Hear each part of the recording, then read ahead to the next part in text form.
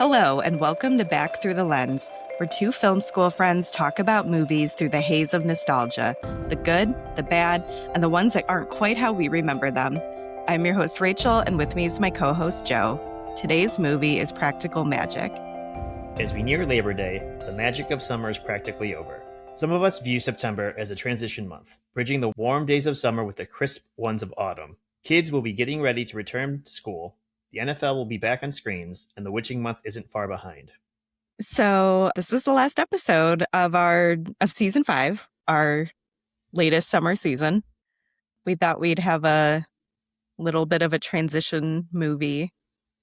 Yeah, not all of us are 365 horror film lovers, but by the time this airs, we're getting close to that time of year. And I think Practical Magic has still, for me at least, a bit of a summer movie vibe. It's female-centered, 2 big movie stars. It's not exactly scary. No. It's like how I don't really think of The Mummy as a movie I watch at Halloween, I guess. Right. And where they live it feels like a big giant summer cottage on that island. So it kind of fits. That's true, yeah. I have so much to talk about regarding that house and that island. Uh-oh. But I want to point out, you found the trailer for this movie, and you've never seen Practical Magic before this, right? Correct. I knew it existed, and then I forgot all about it, and it flew under the radar. Yeah, I saw the trailer a few days prior to being able to watch the movie, and then I watched the movie. I was like, wow, that is significantly different vibe than I originally envisioned, or that I was presented with, I should say. I think we'll get into maybe the reasons why as we discuss the making of the movie and the studio involvement, the notes the studio gave that maybe might have affected our final product for better or worse. But I looked up the trailer after you mentioned this, and it was total rom-com vibes, light and frothy, like I'm going to see a Sandra Bullock rom-com. This could have been while you were sleeping. Yeah. After watching the movie, I can see some of the cuts because I rewatched the trailer. And some of those cuts, I'm like, oh, well, that's some of the more creepy cult-like stuff. And they just use it as like a lighthearted, like, men just fall all over them and quite literally die. And then they're like, but true love can save them. Like, none of that happens. Yeah, so this trailer does bring up the curse, but in a very jokey, lighthearted way, as if almost like Clue, like people die, but it's funny. Yes. Yeah. I did want to point out too, I saw a different version of the trailer that I think it was still an official trailer, just maybe not the main one that ran at the time. And it was not as lighthearted as this one, this main one that we're talking about, which you can find it on the main page on IMDb for Practical Magic. But this other trailer I found, it's still not quite as dark as some of the dark scenes in the movie, if that makes sense. It focuses a lot on Sandra Bullock's character falling in love with the cop or the detective, I guess. I'm not sure exactly what to refer to him as, but sheriff. He has a star. LAPD officer. Yeah. So there's some dialogue added in that trailer, though, so that you can understand the story a little more. And there's literal clips put in of her telling him it was self-defense right before they make out. Okay. I feel like they were already trying to frame everything a certain way before you even went into the movie. But also that gives away like a big plot point toward the end of the movie. You don't have to give everything away in your trailer. Correct. But make sure the tone is correct, at least. That is something we'll discuss. People were very upset about the inconsistent tone of Practical Magic. So maybe the trailers just reflected that. They were just throwing stuff at a wall to see what would make people come see this. Yeah. Obviously, we'll talk about the movie, but the trailer itself made it seem like to break the curse, she had to fall in love with this detective character, and they show all their physical encounters in the trailer, which isn't much in the movie, but when it's in a 2 minute trailer, it's like, oh man, all they do is like make out and stuff. Yeah, it does And seem like like that. they show her husband for like 2 seconds in the trailer. We just in the trailer, the vibe I got was like men fall for these witches. They die in comical ways, hence the com in rom com. Right. And it would be like, okay, well, it'd be kind of funny. Like, sorry, people are dying, but you know, sometimes it's funny if it's the tone is correct in the movie. Yeah. No, it was No. sad. It was creepy. Yeah, they definitely did not make it seem in the trailer like Sandra Bullock's character was widowed with two young children. When the children showed up, I was like, what's going on here? I mean, we see the kids briefly in the trailer, but there's no way of necessarily knowing who they belong to or whatever. That's true. All right. Well, we will officially introduce our movie then. Today's movie is Practical Magic, directed by Griffin Dunne, released October 16th, 1998, rated PG-13, based on the book Practical Magic by Alice Hoffman. There's more than meets the eye with Sally and Gillian Owens, two sisters that are descendants from witches.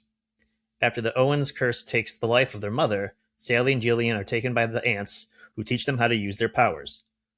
One night, Gillian needs Sally's help when her scumbag boyfriend tries to take her life, so Sally takes his. Twice. Now the Owen sisters have two new problems, a ghost that won't go away and a detective looking for its body. So I remember seeing this one in theaters specifically. It's funny because I remember going to an evening showing with a friend of mine and thinking that we were some of the only teenagers in the audience. Like it was so much of an older crowd. And then years later, I realized this was based off of a really popular book series.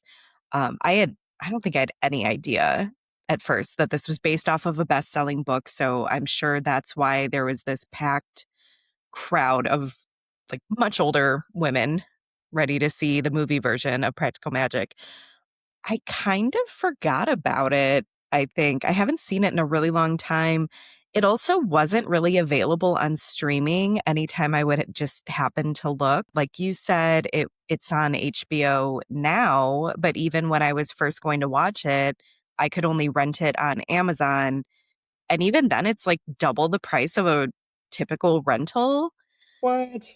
Yeah, and I actually remember a year or two ago, I thought about it. I was like, "Oh, I haven't seen that movie in a really long time." And, I have people who it's one of their comfort movies. They rewatch it every fall, whatever.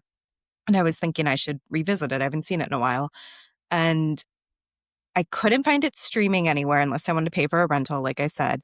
I actually tried to get it at the library and I couldn't even find a copy in the entire library system. Huh. So I was like, did this movie kind of go away? I was very confused. For some reason, it was suddenly so hard to track down. Now it's on HBO, so I don't know. Go figure. Yeah. All that being said, because it wasn't really available on any streaming service that I had, I haven't seen it in quite a while. Well, as you mentioned, this is my first watch. I also kind of forgot this movie existed, even though I'd never seen it. Like I knew of it. This is late '90s, as we mentioned in our Speed episode. Sandra Bullock is coming in hot at the end of this decade. So I remember, actually, I probably did see the trailer when I was going to some other movie because when I watched it again for this, it looked familiar. And if I were a betting man, I'd think maybe you thought about it again for the first time in a long time last year when we were kind of brainstorming about last fall's spooky season. Because I remember it came up and I thought, oh, yeah, I forgot all about that movie. And then that's when I watched the trailer last year. And I'm like, oh, yeah, I'm kind of glad we didn't pick this one. It doesn't fit with our other movies. Too lighthearted and rom commy because that's the vibe the trailer gives. It's like, what is she thinking? Well, she said she hasn't watched it in a while. Maybe she forgot. I don't know. That's so funny that you went and looked up the trailer and then because of this really incorrect trailer, you were questioning my movie picks.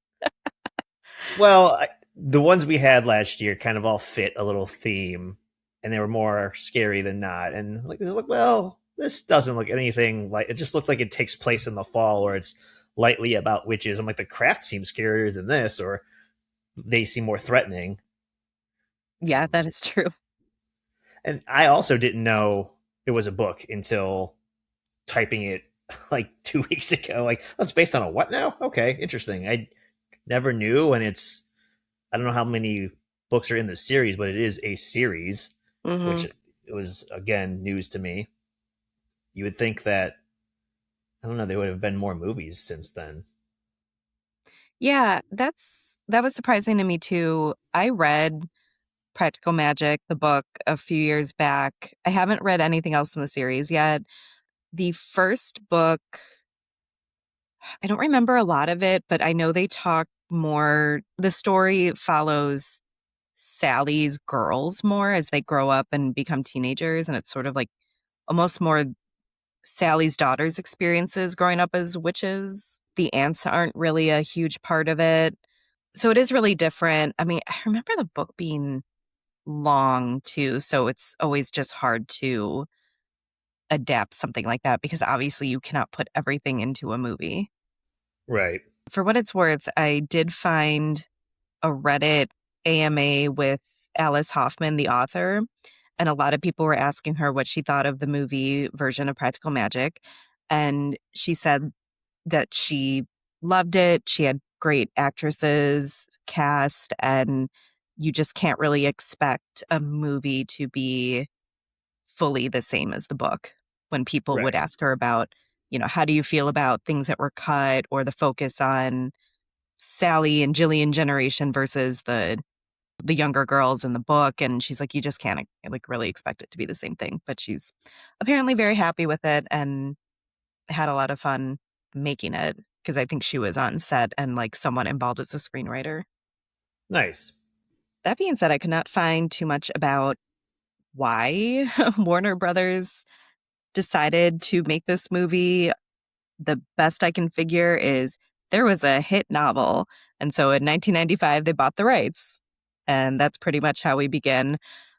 They brought Griffin Dunne in to direct. He had done a movie called Addicted to Love with Meg Ryan and Matthew Broderick in 1997, which I think is actually a rom com, although I've never seen this movie.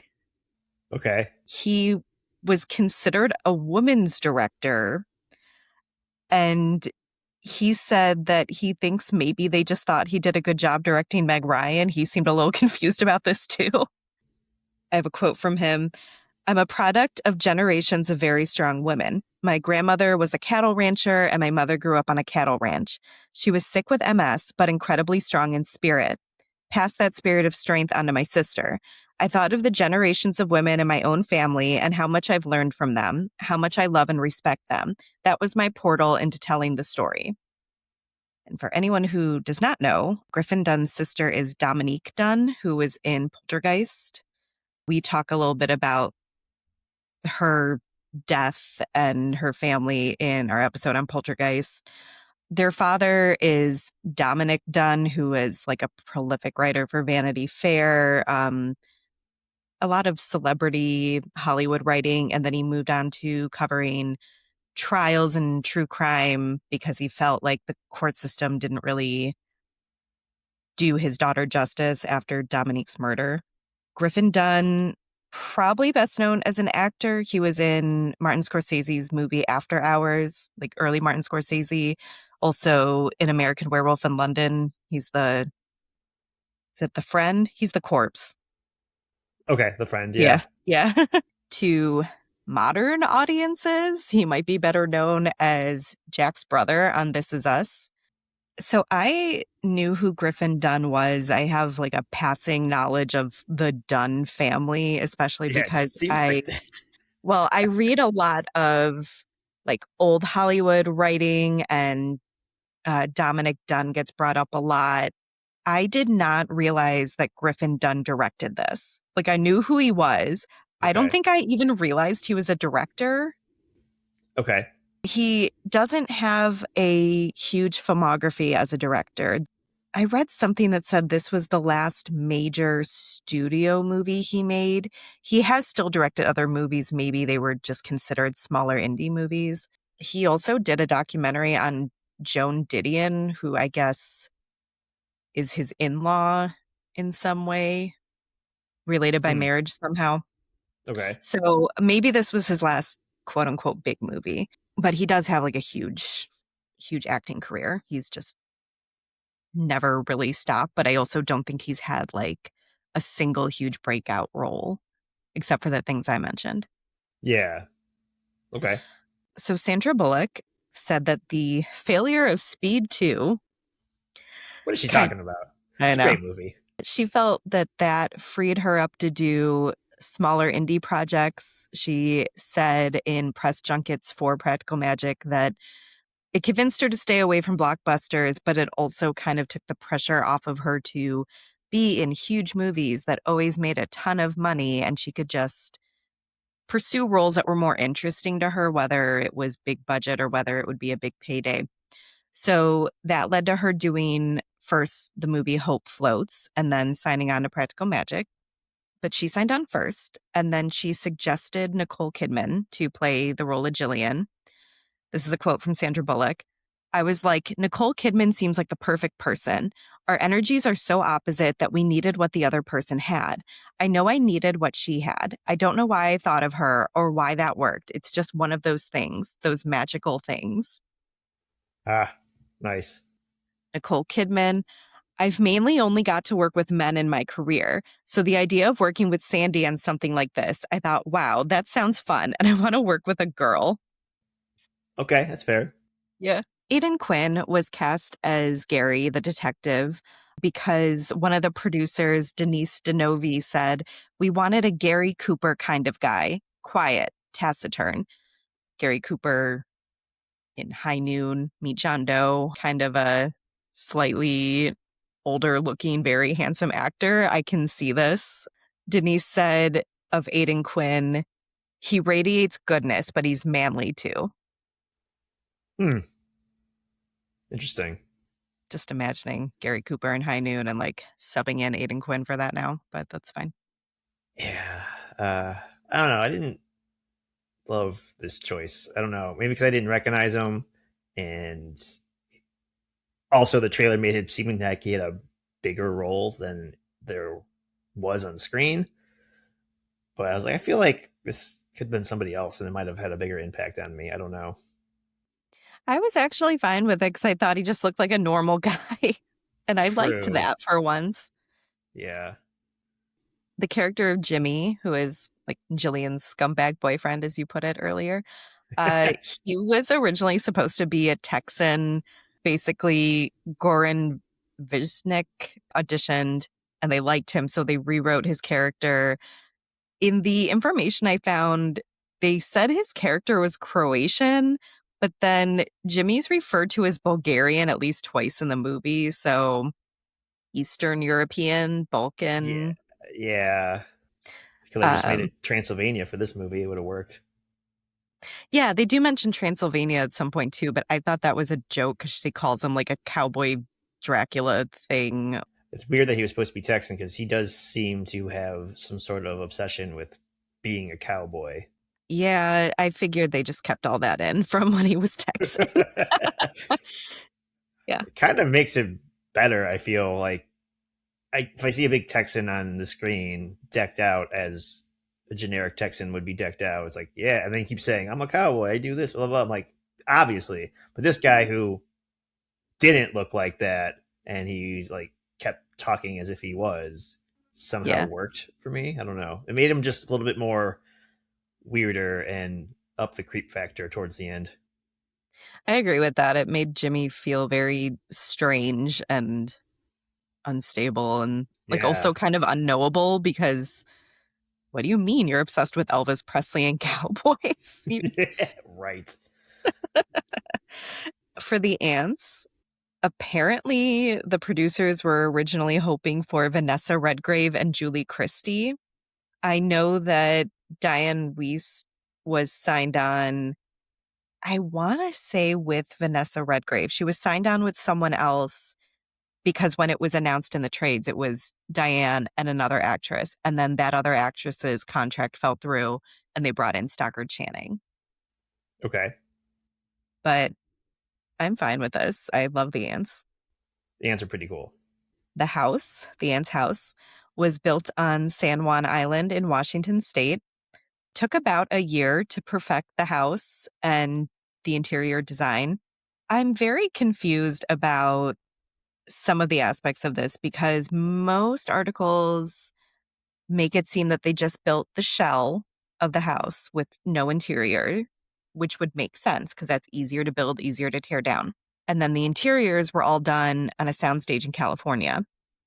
But then I saw some other articles saying they moved the interior aspects over from set in California. But either way, they built this house. They tore it down as soon as it was done being filmed. So the house does not exist. It's not real. Damn. I know. It apparently was built on top of land that was important to a local Native American tribe. So they had to promise they wouldn't like dig into the ground, like put in a real foundation. This is already getting too close to like the plot of Poltergeist. Yeah. Hold on a minute. hmm The production designer, Robin Standifer, according to Griffin Dunne, was approached by many celebrities after this movie was made because they all were like, please come design my house, decorate my house, whatever. Griffin Dunne said, I know Ben Stiller was one person who saw the movie and said, I want you to do my house. Another movie star said, I want that kitchen. I don't think she even did movies after that either. She became a very in-demand interior decorator and she's very successful. Hot damn. That's pretty cool. Yeah. Notably, Barbara Streisand called her attempting to buy the house Oh, and was wow. very disappointed to find out it's not a real house. Come on, Babs. I know. It's movie magic. Come on. The town where they filmed was Coopville, Washington on Whidbey Island. So are all islands kind of in the same area of Washington. Apparently, a witch consultant was brought in and later ended up cursing the production. What? And I know. So according to Griffin Dunne, she had been great and helpful in pre-production. He, had a completely fine working relationship with her. And as a thank you, he thought it would have been fun to fly her out to set and like meet Sandra Bullock and Nicole Kidman, because he also said that during filming, Sandra Bullock and Nicole Kidman were always very interested to talk to her, and they would ask him like, what did the witch say about this, or what would she have done with this or that? And so he thought that would be fun for all of them. For some reason, she became offended and called him and said something about trying to buy her off with a hotel room in LA. Hmm. But he was confused because Warner Brothers paid her for being a consultant. So he's like, it's not like she didn't get paid. And then I just offered her this trip to meet these two actresses as compensation. But she called him and was very offended and wanted more money. She wanted like a cut of the profits from the movie, all this stuff. And so she left Griffin Dunne a voicemail with all this that ended with her cursing the production in this voicemail. And he said it was in a language he didn't recognize, whatever. So he recorded it. And according to him, he took it to the Warner Brothers legal department and they apparently wrote her an additional check because they just like didn't want to deal with it. But he said it did spook him because the curse at least sounded scary. So it was in a language he didn't understand. She sounded very angry. The funny thing is that he was extremely hesitant to talk about this when the movie first came out because he didn't want it to be a thing. He didn't want it to be like, oh, here's this movie with this backstory or this legend. And also, he didn't want it to take away from the actual movie if this is what everyone was talking about instead of maybe going to actually see the movie. That's fair. Mm-hmm. Although, I guess it would depend on the first couple opening weekends. I might have changed my tone. Like, well, let's poke the fire a little bit here. Am I crazy, or am I having severe deja vu? Did we not talk about another movie that was cursed via witch consultant, like The Craft? I would assume. I swear we talked about this before. I think with The Craft, there was some sort of people thought weird stuff was happening during certain scenes. Okay. And just in terms of movies that are supposedly cursed, I mean, Poltergeist is the first thing that comes to mind, which is ironic considering that's his sister. Right, but I swear we are talking about a consultant for some movie. Maybe it wasn't a witch exactly, and she called somebody and cursed them. And Teen like Wolf. they was it Teen Wolf? No, I'm kidding. Oh, I was gonna say what? The I don't werewolf think it was Hocus Pocus. consultant. Maybe it wasn't Hocus Pocus either, but there was definitely something. Oh, it's gonna drive me crazy. Anyway, Yeah, I don't I'll know. think about it in 2 days and text you. Sounds good. So Griffin Dunne has talked a lot about how he wants his director's cut of Practical Magic released. It was a lot darker. It was a lot more violent. Akiva Goldsman, who was one of the screenwriters, he told Collider in an interview that the Griffin Dunne cut was split more evenly between the two sisters. I think it's fair to say in the final movie, we're focusing more on Sandra Bullock's character. You could argue that Jillian's more of a supporting, because the main storyline is Sandra Bullock's love life for the most Yeah. part. There was a lot more darkness involved with Jillian's storyline, with Jimmy being abusive, and also the way he haunted her. We can get into a little more as we discuss the movie, like certain points where Griffin Dunne went further, and then the studio was like, oh no. Which is just even funnier now seeing that trailer that totally framed it as this like super silly rom-com where like people die. Yeah. Very Uh, lighthearted deaths. Yes. Goldsman, one of the screenwriters, said it was more of a ghost story. It was really beautiful and it was weird. He had said that he had it on DVD, like the director's cut, but it wasn't in a finished capacity. Like it was the cut you show the studio before all the special effects are finished. So Okay. it's not in a way that could easily be released necessarily. But both him and Griffin Dunne were like, yes, that would be great because this was not my vision. This final project wasn't actually what I really wanted to put out there. Okay. Griffin Dunne. I remember Bob Daly, who was the CEO of Warner Brothers. At our premiere, he sat one row in front of me. After a very lighthearted scene with the girls giggling and being hilarious, we were having them dig up a body from a rose bush and stick needles in its eyes. He turned to the person next to him and said, I wish the kid would just pick a tone. And that is Well, a criticism that we will see repeated. It definitely picked a tone for that trailer. yes. Yep. A-tone, yeah. Yes. There was also some weirdness with the soundtrack, particularly the score, not so much the soundtrack that's comprised of other people's songs. The Faith Hill song that I'm sure lots of girls my age remember. I was not into country or Faith Hill at all, but I loved that song because of this movie. I own the soundtrack, which I had completely forgotten about until I rewatched this. Um, yes. So a composer named Michael Nyman wrote an entire score for the movie. At test screenings, Warner Brothers decided it had to be replaced. Oh, wow. So, yeah, so they brought in Alan Silvestri to redo the entire score just before the theatrical release. And this involved two versions of the soundtrack briefly being available for purchase, where it's different if you look it up on Spotify now because it's not in the same order as it was as a CD. But if you look at the original CD track listing, it's all the Stevie Nicks songs and the Faith Hill song and the songs we know from the movie. And then the last two tracks are, I guess, not literally the theme from Practical Magic, but certain bits of the score that I think stand out. There's two tracks of score. So one version of the CD had two tracks of the score by Michael Nyman. The other had two by Alan Silvestri, which is weird considering they completely replaced it. I think they just had the soundtracks pressed and ready to go before they replaced the composer. That is weird. Also kind of weird because Michael Nyman said it was like one of his best scores he had ever written for a movie, Huh. especially one that he, in his words, was not particularly inspired by. He didn't have like the best things to say, but to be fair, they kicked him off the whole movie, so I don't blame him really.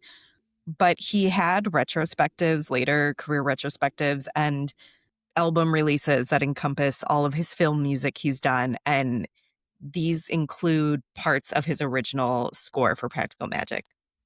Okay, So they're nice. out there somewhere. In terms of the songs that are on the soundtrack, Stevie Nicks contributed 2 songs. One of them, I think, was a new song that she wrote, but both of the songs have Sheryl Crow on backing vocals, which I don't think I ever knew. I mean, I only know because I recently watched the movie. I feel like Stevie Nicks, I think one was new and one was new to her because it was a song that I think I can't remember his name. We just talked about him. Her guitarist did the vocals on, Oh, Lindsey and Buckingham. yes, and then she did the re-recording for the movie with her vocals. So I don't know if I mentioned I listened to the Lindsey Buckingham song Holiday Road recently to see if I could hear the dog barks. And they're not until the end, Okay. but also I listened to that song like twice for our vacation episode. And now Spotify keeps being like, you love Lindsey Buckingham right here, here. Yeah. You love songs with dogs barking in it, right?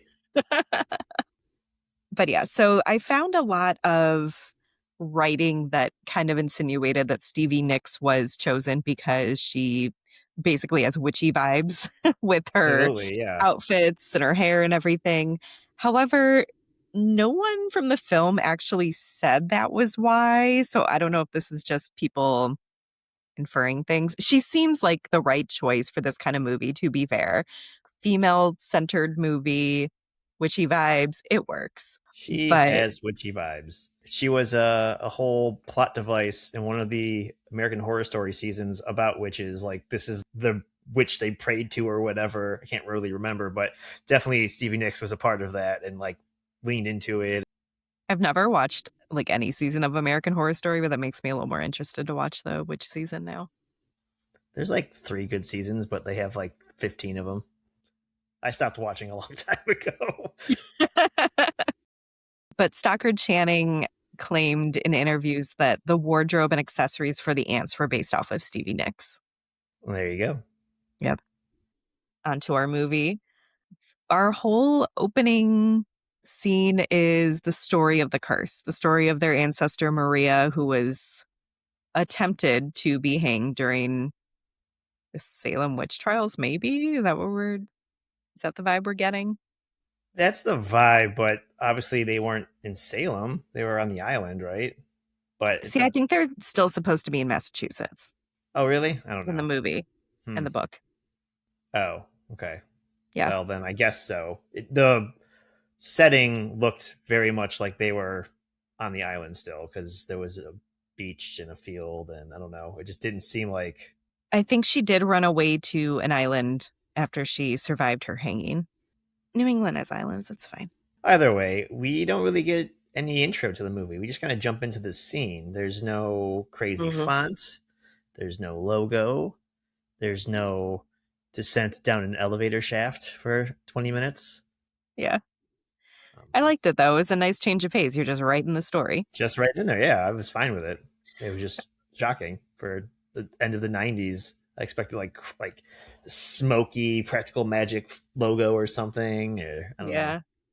So we basically get this backstory of their ancestor Maria, who is, we'll say this is the 1600s. They all look like pilgrims. They do. It's fine. They're trying to hang her. She is a witch. She manages to break her rope and escape. But we already have this sort of silly, whimsical vibe going on. It's not exactly serious. No, not really, considering someone's about to be hanged. Mm-hmm. There's some point in the voiceover where they insinuate she's been sleeping with a lot of the men in town, married men, maybe. And it is kind of funny because they're panning the crowd and some of the men are blowing her kisses, like, sorry, but I'm not gonna, ruin my reputation to save you. And the angry pinch faces of the women in the crowd. You made a note that it's very silly that when Maria does break her rope and she's free, they all just scatter very quickly. They like scream and run away. And you would think they would have tried to take her again. Like, Yeah, I guess there's two thoughts to that. Initial watch, I was like, well, she's right there. Just where's your like pitchforks and flames or whatever that you guys would do? And then I guess the second thought is if they really believed she was a witch, I guess that is kind of scary, but just the rope broke. Like she yeah. didn't throw brimstone and fire at anybody. No one turned Mhm. into a newt or toad. She's kind of like floated to the ground softly, and they're like, "Oh my god, it's a witch!" And they ran away. Yeah, no, which they already knew she was a witch. But Right? yeah, she was surprisingly chill about the entire situation, considering they had all just tried to kill her. But yeah, she just let Yeah. them go. She just wanted to go wait for her one true love while being pregnant with their child. I guess the curse happens because her one true love never comes to be with her. She curses herself to never fall in love again, but then it kind of mutates into this curse where any man who loves an Owens woman will die in untimely death. Yes. And we see this happening with Jillian and Sally's parents, where the family's at the beach, the girls are still young, and their mom hears this death watch beetle. Is that what it's called? It's a particular kind of beetle that signals that death is coming. And I guess their dad dies, and then their mom, I think, dies of a broken heart. That's what they say. Yes. That's what they say. Okay. I had forgotten this whole plot point. Like, obviously, I knew they went to live with the witches, but I literally was like, wait, what happened to their mom? Because the beetle is just there for the men. Yeah. But Yeah. also, She had a broken heart. second beetle prominent movie in a row. Prominent is a choice word, but yes, I see what you're saying. because There was like two Beatles in this movie, I think. because of the mummy. Yeah, no, thank you. Well, in What case no one listened to the episode before this. shame? Yep. Question. Yes. I have an answer, I guess, too, but it threw me off. It's all happening quickly. This, Puritan time hanging, and then this lovely beach scene with a family. And obviously, there's clearly been generations of Owenses, which I feel like they keep keeping their last name, which is also kind of funny. But how do they keep having children? And I mean, I guess you could don't have to fall in love to have babies. I understand that, but again, thinking this was kind of a rom com was kind of like, well, they made it this far. These are not babies. These are like toddlers, 6 year olds, and then the beetle comes and the dad dies. Like, what's the time frame of falling in love? Did he just realize he loved his wife of at least 6 years based on the age of the children, and then the beetle's like, "Gotcha, bitch," or is it just like an inconvenient time? So I had thought about this a little bit just because when Sally gets married, they have kids like real fast. Maybe the curse knows enough to at least wait until the bloodline is preserved Okay, smart and then curse, knocks got it. off the husband. So the curse is like we are only looking at men as a means to continue the Owens cursed legacy of broken-hearted women. And they all keep their Owens maiden name after their potential husbands' deaths. I did have a fleeting thought about that, but how else would the townspeople know to mock them if they didn't Right. have their last name? So Yeah. Yeah. we're just going to go with it. It's fine. All right. Yep. So marry an Owens woman, you have 6 months to 6 years. Yes. So we see young Sally and Jillian move into the aunt's house. The aunts are just very permissive, and there doesn't seem like there's a lot of structure. And I'm always a little confused about how much witchcraft the girls learn or use because it's such a varied thing throughout the movie. We do see instances of the aunts teaching them things. Yeah. But then there's also that bit where it seems like Sally is more of a natural and Jillian is maybe not, or maybe her powers haven't fully developed because as a kid, she says something about this. And then one of the aunts is like, well, we don't worry about you, Jilly Bean. You have other, qualities or something. And I remember thinking of, what becomes of Jillian's character as an adult, being like, maybe they should have worried about Jillian a little bit. Right. Yeah. There's this little bit where a woman shows up at the aunt's house wanting a love spell. And so we get this impression that even though they're ostracized and made fun of, like the kids don't want to be friends with Jillian and Sally, the townspeople still use them like under the cover of darkness when they're really desperate, like you do. But I always remember this horribly like upset, disheveled woman tapping on their window, like very oddly, because it's just such a weird way to knock on someone's door. But I have always thought about this like sad woman like tapping at their window. And the funny thing is that I could have sworn after they do this spell, which is she's in love with a married man. She says, I want him to leave his wife. I want him to want me so bad he can't stand it. The spell involves stabbing a dove, which I forgot about that. Apparently, when they talked to actual practicing witches and like people who considered themselves Wiccan after the movie came out, they said a lot of it was pretty accurate, except they don't kill doves. This is the curse you get when doves die. I find it ironic, though, that these ostracized witch ants, they, at least the scene, are approached by a woman who wants a love spell, and as we know, they are cursed in love. So Yeah. it's kind of funny, like they can't have love, but they can help, spread it around. Apparently, Well, the thing that struck me about this scene too is after they finish the spell, which it's insinuated that, once the woman stabs the dove with a very large pin or something, that the spell is cast.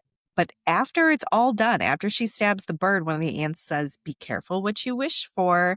And it's like, well, too late. But also, one, I couldn't help thinking about the movie Obsession because I haven't seen it yet, but everyone's talking about it. And at least a little bit I know it's a wish like this gone wrong.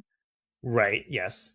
Second, though, I could have sworn that we see this woman again completely miserable with this man like hanging all over her, like won't give her a moment's peace.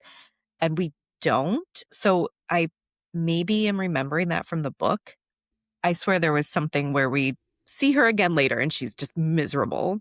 So I have not seen this before, and Hmm. until 3 days ago, didn't know it was a book. So I can't say if what you're saying is true from the book.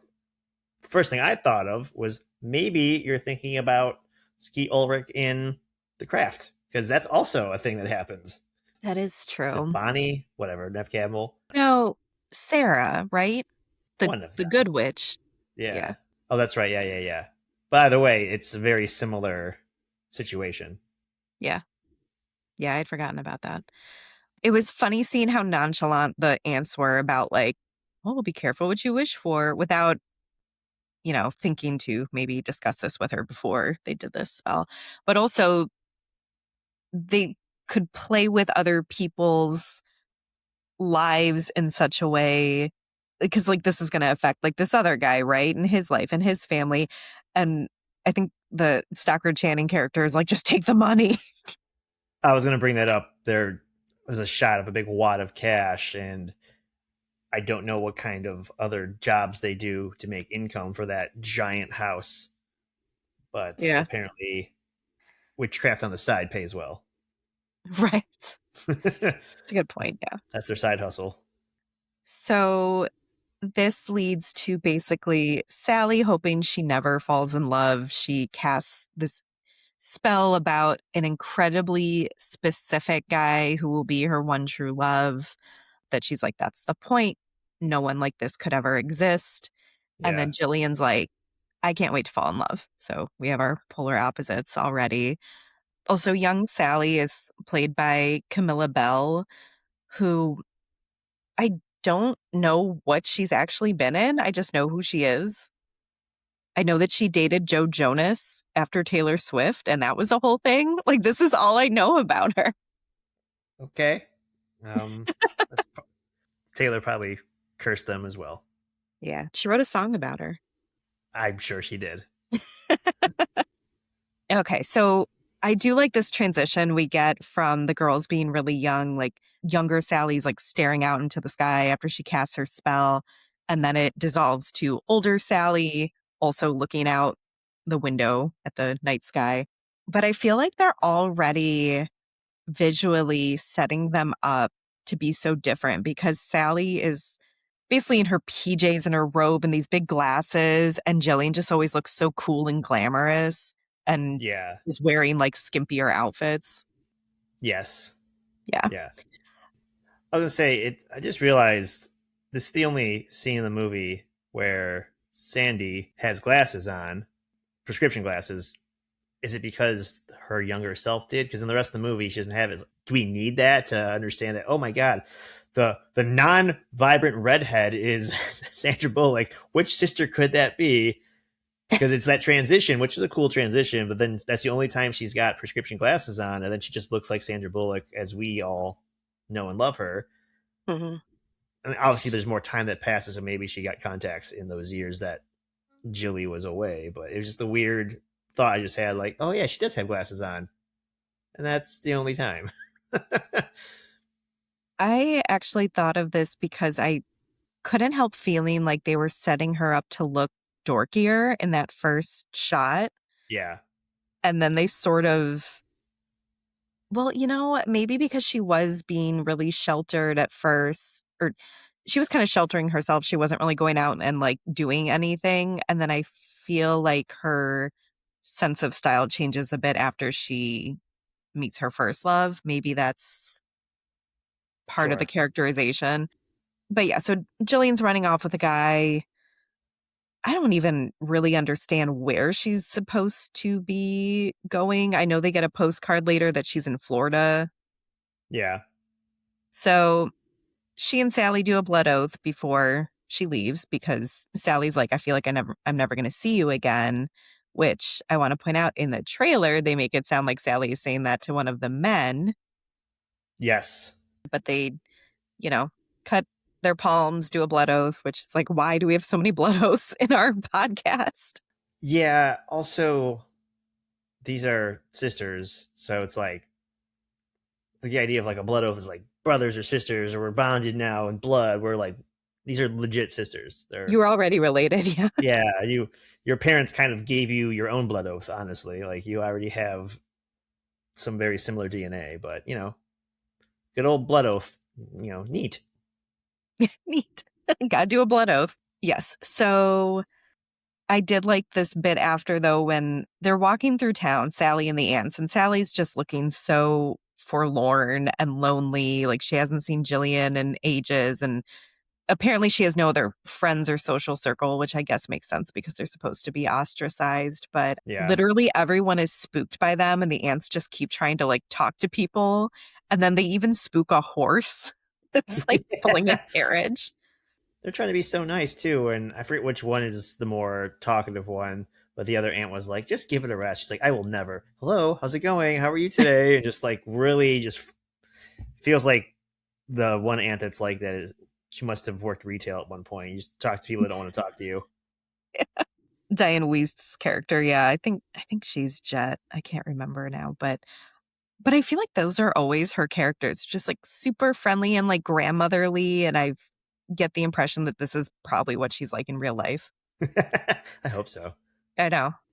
So again, I'm becoming confused because Sally sees this very cute grocer. I don't know what his actual job is supposed to be, but some guy in town who apparently like doesn't know about the Owens. I don't know.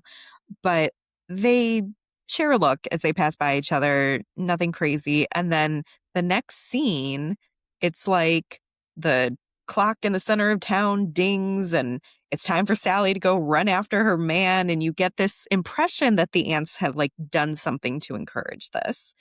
And I get so confused because it's like, was the spell to get her to go to him? Was it a love spell to where their love wasn't technically real? I don't understand. And this is kind of something Right. that repeats through the movie where I don't understand if any of Sally's relationships are real. Well, we do see the look they give each other, like you said, but also as they're walking away, Aunt Jet kind of turns, and I know she like pulled her glasses down a little bit, and she's just staring at this stock boy or whatever this guy is. I was like, interesting. Maybe she was, again, she's the nice one, always saying hello to everyone around the town that everyone hates these two aunts, this whole family. And so I took it for a second, like, well, maybe she's like, oh, this boy either doesn't know or he's not afraid of us or something. So then, yeah, I have here. So Sandra Bullock's in the garden. They're back home, and all of a sudden, Faith Hill starts playing. This is like epitome of '90s right here. Well, all of a sudden, she just gets up, throws the spade in the ground, and bolts to town to like talk to this guy stacking apples or whatever the hell he was doing. And I was like, "What the fuck just happened?" Yeah, for as confused as I am about, how much of this is a spell, how much of this is real, whatever. I love this scene. I had totally forgotten about the song, which is This Kiss by Faith Hill. I definitely played this on repeat when I was younger and the soundtrack came out, but it's a great scene. I'm just not going to think about the logistics of it too much. Because, yeah, you're right. Sandra Bullock runs into town. She's followed by dogs for some reason. Like the animals are a part of this. I don't even remember that. Huh. Yeah, there were dogs like running with her. And it was almost giving like Disney princess or Yes. like the animals can sense that something's up. Because we see later too, like when her husband, the day he dies, like a dog's following him around too, like almost trying to warn him like to turn back. Oh yeah. So it's Huh. like the animals are intuitive somehow, but only dogs.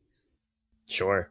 I don't know. But no, it's a great scene. I love this. I love the little montage we get of Sally in her like happy new life with the kids because it just looks like they're just this nice couple that's having a bunch of fun with their toddlers. But I think they're only together about 3 years and they had kids like right away, it sounds like. 'Cause they have two little girls. Yeah. My initial impression of that scene too was because I didn't think about Aunt Jet's stare until like after when they mention it later in the movie that it might have been a love curse or whatever. I just thought that Sally was just like doing gardening work and it's like, you know what? Screw it. I'm gonna take a chance and like go see this boy that I thought was cute. Because she was avoiding that for so long. But that's why I thought it was just so abrupt and random. But it all makes sense in the end. Kind of. I do feel like you could read the scene that way if it wasn't for the little looks with Jet. Because, yeah, especially when I was younger watching this and maybe not as intuitive, it was like, did she just get tired of being alone? Did she? Because I did think that when I first Wow. saw it, I remember being like, was she just like, fuck it, I'm going to go after this guy? Notably, after this, Sandra Bullock's character's outfits are a lot less dowdy. But to your point, too, we never see the glasses again, so whatever. She got contacts. It's fine. Or Yep. use witch magic to heal her eyes. God, that would be great. That's a good point. Yeah. They shouldn't really need glasses. But also, if you're going to be dorky and sheltered and then turn pretty, you have to Oh, have glasses and then lose them. That's the yeah. only way we know. Yeah. So, That's how you know that you're pretty now is your glasses are gone. mhm. Also want to point out that their children, Sally and Island Grocer guy, I don't know, we had a name? I don't know if we had a name. Their kids, for some reason, one of them also has like fiery orange hair, like their aunt and the mother before that, I think. And it just seems like there's always two little girls, and one has red hair and one does not. I don't think that's how genes uh, work. right. I found an interview with Griffin Dunne where he was like, yeah, it's not exactly like they're twins, but you know they're sisters, even though they look completely different, but that's a witch thing. And I was like, all Sure. right, just Yeah. go with it. I don't care that Sally and Jillian don't look exactly the same as sisters. That's fine. I was just more concerned that Jillian's niece looks more like her daughter. Right. Just that that's always how it seems to happen. Yeah. I will say, to the actress they had playing their mom, because like you said, she had very bright orange hair too. I thought she looked a lot like Nicole Kidman, actually. I can't remember. It was so brief. It was brief. But okay. So we kind of dissolve from Sally's super happy family life to Jillian. I feel like she's supposed to be in Vegas or Arizona or something. Okay, I watched this whole movie thinking the ants and the house were in Massachusetts, and then Jillian was in like Arizona. I could see that.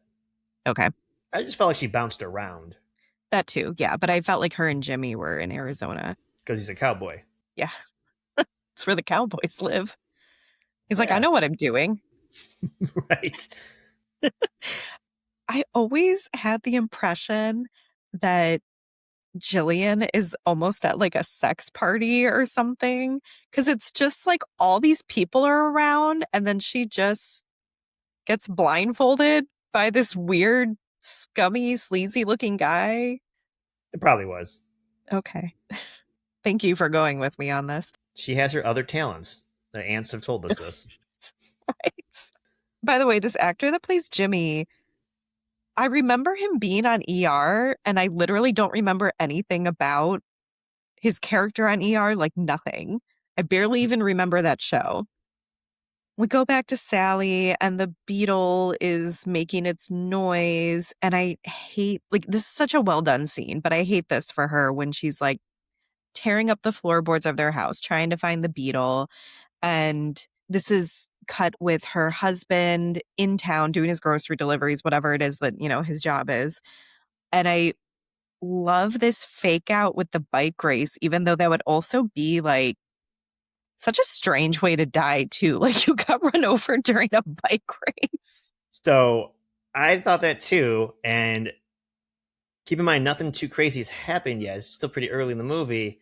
My head's in the trailer where it's like, the men that love the Owen sisters, they die with weird circumstances. It's funny. And I was like, he's about to get run over by like the Tour de France, just on this little island. And then I was thinking, whichever biker or ers run this guy over, they're also probably going to get injured. They're going to fly from their bike or Yeah. something. It's going to like a big bike pileup, is what I was like, just something silly. Or he was going to try to avoid it, and an apple or whatever there are apples actually, falls out of his whatever, and he slips and falls and breaks. Something just like ridiculous was about to happen because you see 100 men in red biking suits barreling down him. Mm-hmm. Well, and my initial thought too is like, wouldn't they have closed the road? The curse lets it be. It happens. You know what? Yeah, you're right. Because the curse has to curse. So Gotta be it cursing. finds a way. So yeah, so as soon as all these bikers, pass him, he's kind of caught in the middle. It's like he turns around suddenly and a truck is just barreling down on him. Yeah. I want to go back to the question you just asked. Wouldn't they have closed the road down? Where's the Yeah. truck coming from? Well, right. And that's the thing too, is like all these other people who are out and about on the street were like, oh my God, look out about the bikes. No one saw the really big truck. Yeah, it just seemed like such a strange way to die is not what I mean. It seemed avoidable, I guess, but the curse The gotta curse. Yeah. get in there. Yeah. But I still love how this scene is set up. I love the going back and forth between him and Sally. There's a shot of her with all these floorboards piled up because she's so desperate, as if she could just like crush this beetle. It'll all be over or something. But then we, cut to her going to the aunt's house, and she does the thing on the window too a little bit. Does she? She's trying to unlock their door, and her other hand is like tapping at their window on the door. And I'm just like, what is everyone? It's almost like how all the influencers now do the ASMR things where they'll like tap the products they're talking about. Yeah. Maybe that's just how they say, how do you do on this island? I don't know. Like, we don't knock on But the door, but we'll tippy tap on the windows. yeah, not creepy at all. Um, Pick a tone. but pick a tone. The way that Sandra Bullock delivers these lines, though, it breaks me every time when she says, like, it was a curse, wasn't it? It's because I loved him so much. And I also thought in that moment, like, Sandra Bullock deserves so much more credit early on. I feel like she was seen as kind of I mean, big blockbuster actress, whatever, because of Speed, but then she was just seen as a rom-com actress, and she didn't really get awards attention until she did The Blind Side, which she did win for, but she was always so good. And I feel Yeah. like she was just seen as like a popcorn actress, I guess. Yeah, like a brunette Meg Ryan. Sure. But yeah, I can't remember a lot of things off the top of my head that was either a blockbuster or a rom com until The Blind Side. So yeah, you're right. Again, we get, or at least I get confused about how much of this was the ants meddling, spell casting, whatever, because they say something like, oh, we didn't know you would actually love him. And it's Right. like, that's stupid to me too, because I mean, sure, you could marry someone and maybe not actually love them, just be like, I want to get married. But she married him, she had kids with him. You didn't think she actually loved him? Did you think this was all your spell creating these feelings for her? Or it just wasn't true love? I don't know what any of this means. Yeah, the parameters of the curse is a little vague in this whole scenario with her husband dying. And I guess maybe the ants wanted her to be happy, and maybe they thought, I don't know, they said like, we didn't think you'd fall that hard for him or whatever. But the curse isn't her falling in love, the curse is the men falling in love. So they were just like, well, let's see if we can make her happy, and be damned if that man lives past the bike race. Well, so the curse is the men dying an early death. I get the curse. I don't understand how much of Sally's love life is spells and magic and meddling, I guess. Yeah, it seems like based on her reaction, most of it wasn't.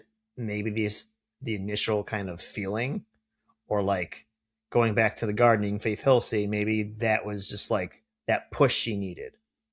Yeah, and that's even what I think Jet says. Like, we just gave you a little push. So I could maybe understand something where they needed her to sort of come out of her shell, but Yeah. it's still kind of portrayed like they did a love spell. I'm just confused.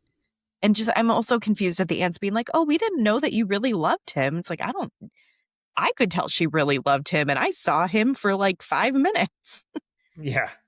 The other thing I wanted to bring up too was when we had that voiceover of Sally talking about how great her life is, she's writing a letter to Jillian. She's like, "I wish you could see us." And Yeah.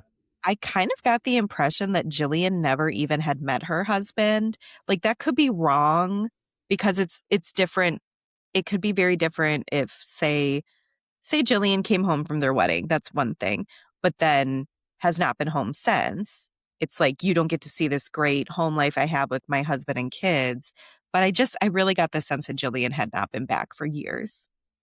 I also felt that way. Okay. I did think that was a little odd that they're so close that she would miss her wedding. But in the book, they're pretty estranged. Like, I don't think they've talked in years and years. And they only have a relationship again because Jillian accidentally kills Jimmy. And then she comes to Sally for help.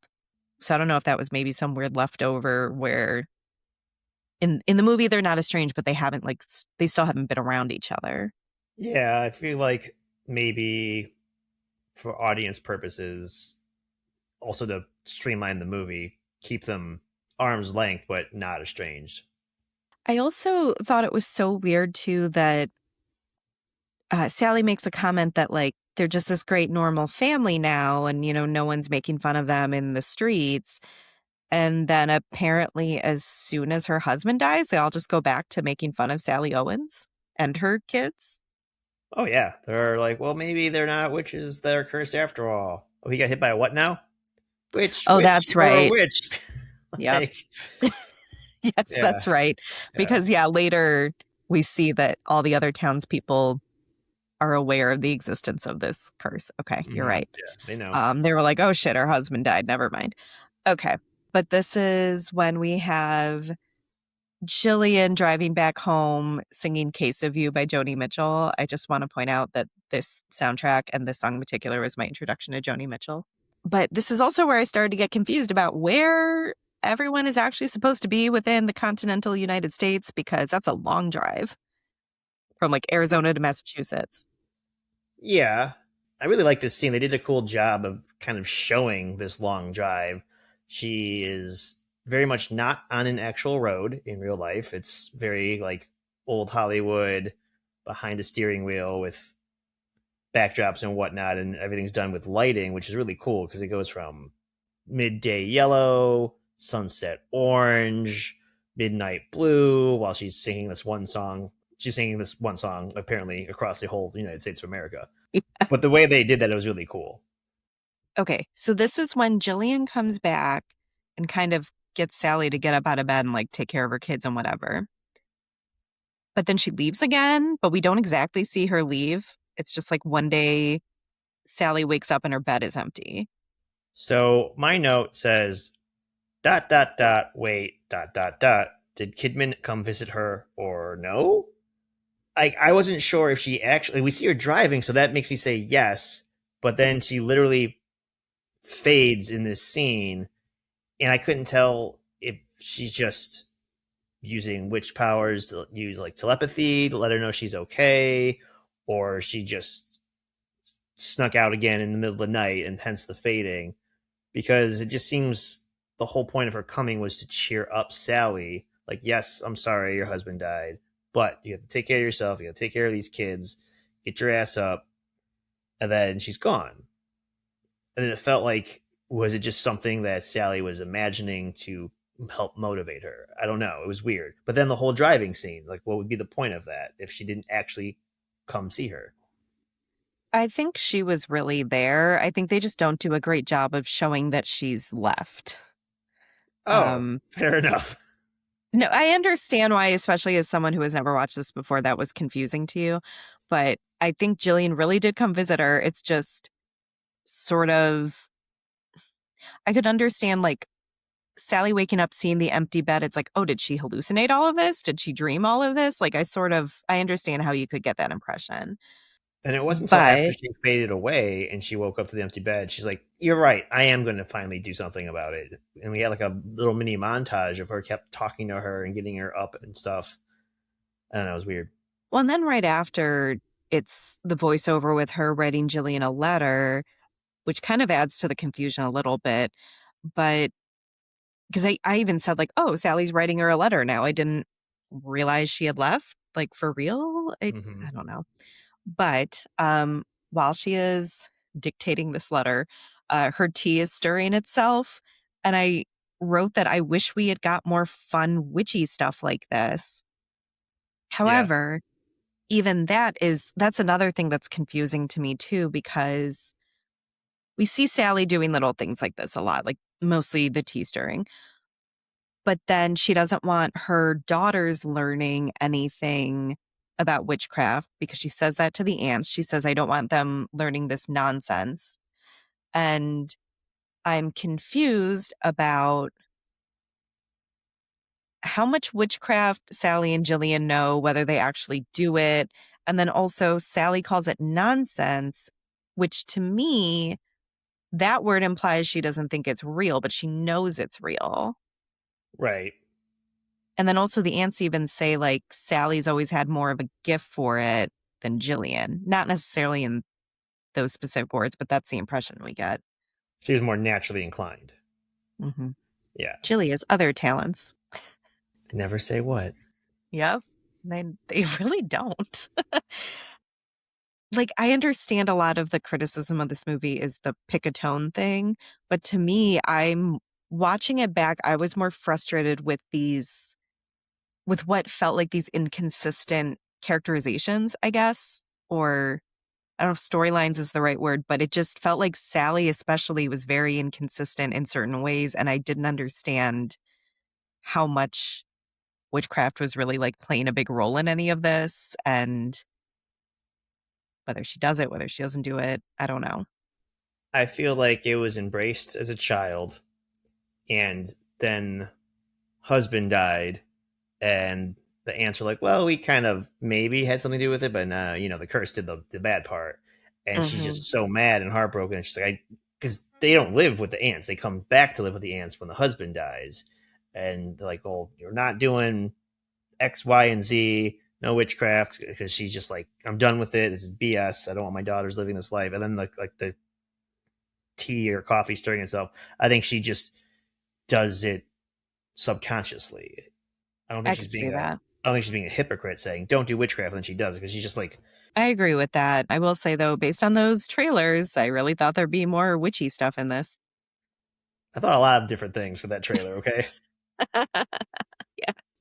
But then also in this letter, Sally's talking about finding this one great love, and I think I was also confused about how much time had passed since her husband died because I thought it was all still very recent. I think that is incorrect based on how old the girls are now, but I just thought it was weird. Not like you can't fall in love again after you lose your spouse, but to me, it all felt like one thing was happening after another. And now she's writing this letter about how, like, she just wants to be loved and she wants a man to love her. And I was like, didn't you just lose your husband? Like, is this like your whole life that you've been thinking about? Like, cause the whole movie is really about like Sally finding like love and being loved and being accepted. yes. Well, it's funny too because when she was little, she didn't want to fall in love because of the curse, and then Faith Hill came about, and love happened, and now curse happened, and now she's like, "Ah, maybe she's like a Black Widow all of a sudden. Like I just want more men to love me, and which is what the trailer made it sound look like, but in a funny, lighthearted way. Yeah. Yeah. Oh, this is what makes me think for sure they're in Massachusetts, though, because we see that the girls are sort of, I don't know, they're thinking about each other and looking at their scars on their hand from their blood oath. Oh yeah, And Sally realizes that Jillian needs help and she tells the aunts she's going to fly out of Logan, which is Boston. yeah. However, before she leaves, she tells the aunts not to take the girls to the solstice celebration and that they are not allowed to dance naked under the moonlight. And the one aunt says, the nudity is entirely optional, as you well remember. Yep, that was pretty funny.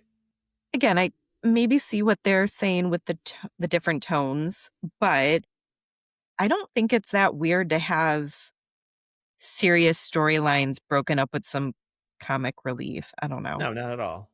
Especially if it's like these kooky ants or something. Like that's how they are being Yes. portrayed. And to be fair, I feel like the ants aren't really taking any of this seriously throughout the rest of the movie. They're just kind of like, all right. Yeah, they are very just going with the flow, almost too much so. Yeah. Yeah, so Sally just shows up to this motel where Jillian is, and she's kind of hunkered down and big bruise in her face, and she's obviously been abused. But the way she was locked away, for some reason, I had a quick instance of Demi Moore from St. Elmo's Fire at the very end when she locks herself in the room to freeze herself to death. Yeah, I don't think anything will top that. So I have a quote from Griffin Dunne on this whole series of scenes in particular. The domestic violence was supposed to be much more intense too. That was something I also really wanted to portray, the horror of domestic violence, of a woman who's in an abusive relationship who was saved by her sister. That was an important aspect to me in the script. It's there, but it was a bit more intense in my cut. I feel like we get these little flashes of like the movie Griffin Dunne really wanted to make. A little bit, especially with shit Because with Jimmy. oh, for sure. So Sally, like we said, she's trying to save Jillian, bring her back home. Jimmy ends up finding them, kidnapping them in his car. Yeah, Jillian wanted to go to her car, to get something out of it, and he was surprised in the back seat. But basically, this is when Jimmy dies the first time because we saw earlier that Jillian was giving him belladonna, like slipping it into his tequila to make him go to sleep because apparently she could never even get up and go to the bathroom without him, which that was like a really Oh yeah, that was weird. weird detail. Yeah. I feel like the characterization of Jimmy makes me feel like he's not in his right mind. Like I realize he's abusive and he's overbearing because he's always worried about Jillian leaving him, whether it's in another room or whatever, but Do you mm, think she did the dove obsession curse off screen? Because like, maybe. I'm not following my loved ones into the bathroom. Like you can Right? you'll be fine without me. He just like maybe he's just on a lot of drugs, but he something's wrong with Jimmy, like more than just being a narcissist or whatever you want to say. He also, when they're driving in the car, I noticed when he starts trying to heat up his skull ring with his lighter, and I was watching him do it, and I was like, oh my God, does he burn her with his ring? And he tries to.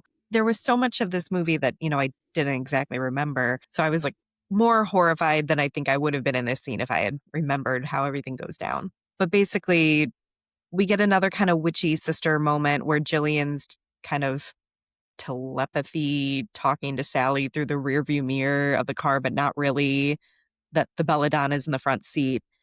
So Sally gives him way too much and he dies instead of falling asleep, which, like, I understand they're horrified because he died, but also, like, he was literally kidnapping them. Yeah, so fuck it. Because, like, when Sally suggests going to the police, Jillian's like, oh, yeah, the death by slow poisoning excuse. And it's like, well, no, you're not supposed to get in trouble for, like, if you're trying to get away from your kidnapper and you, like, do a little too much and then whoops, they die. Like, I don't know, they shouldn't have been kidnapping you. Yeah, I guess her concern would be why did you have the belladonna? Sure. Yeah. I guess I don't know.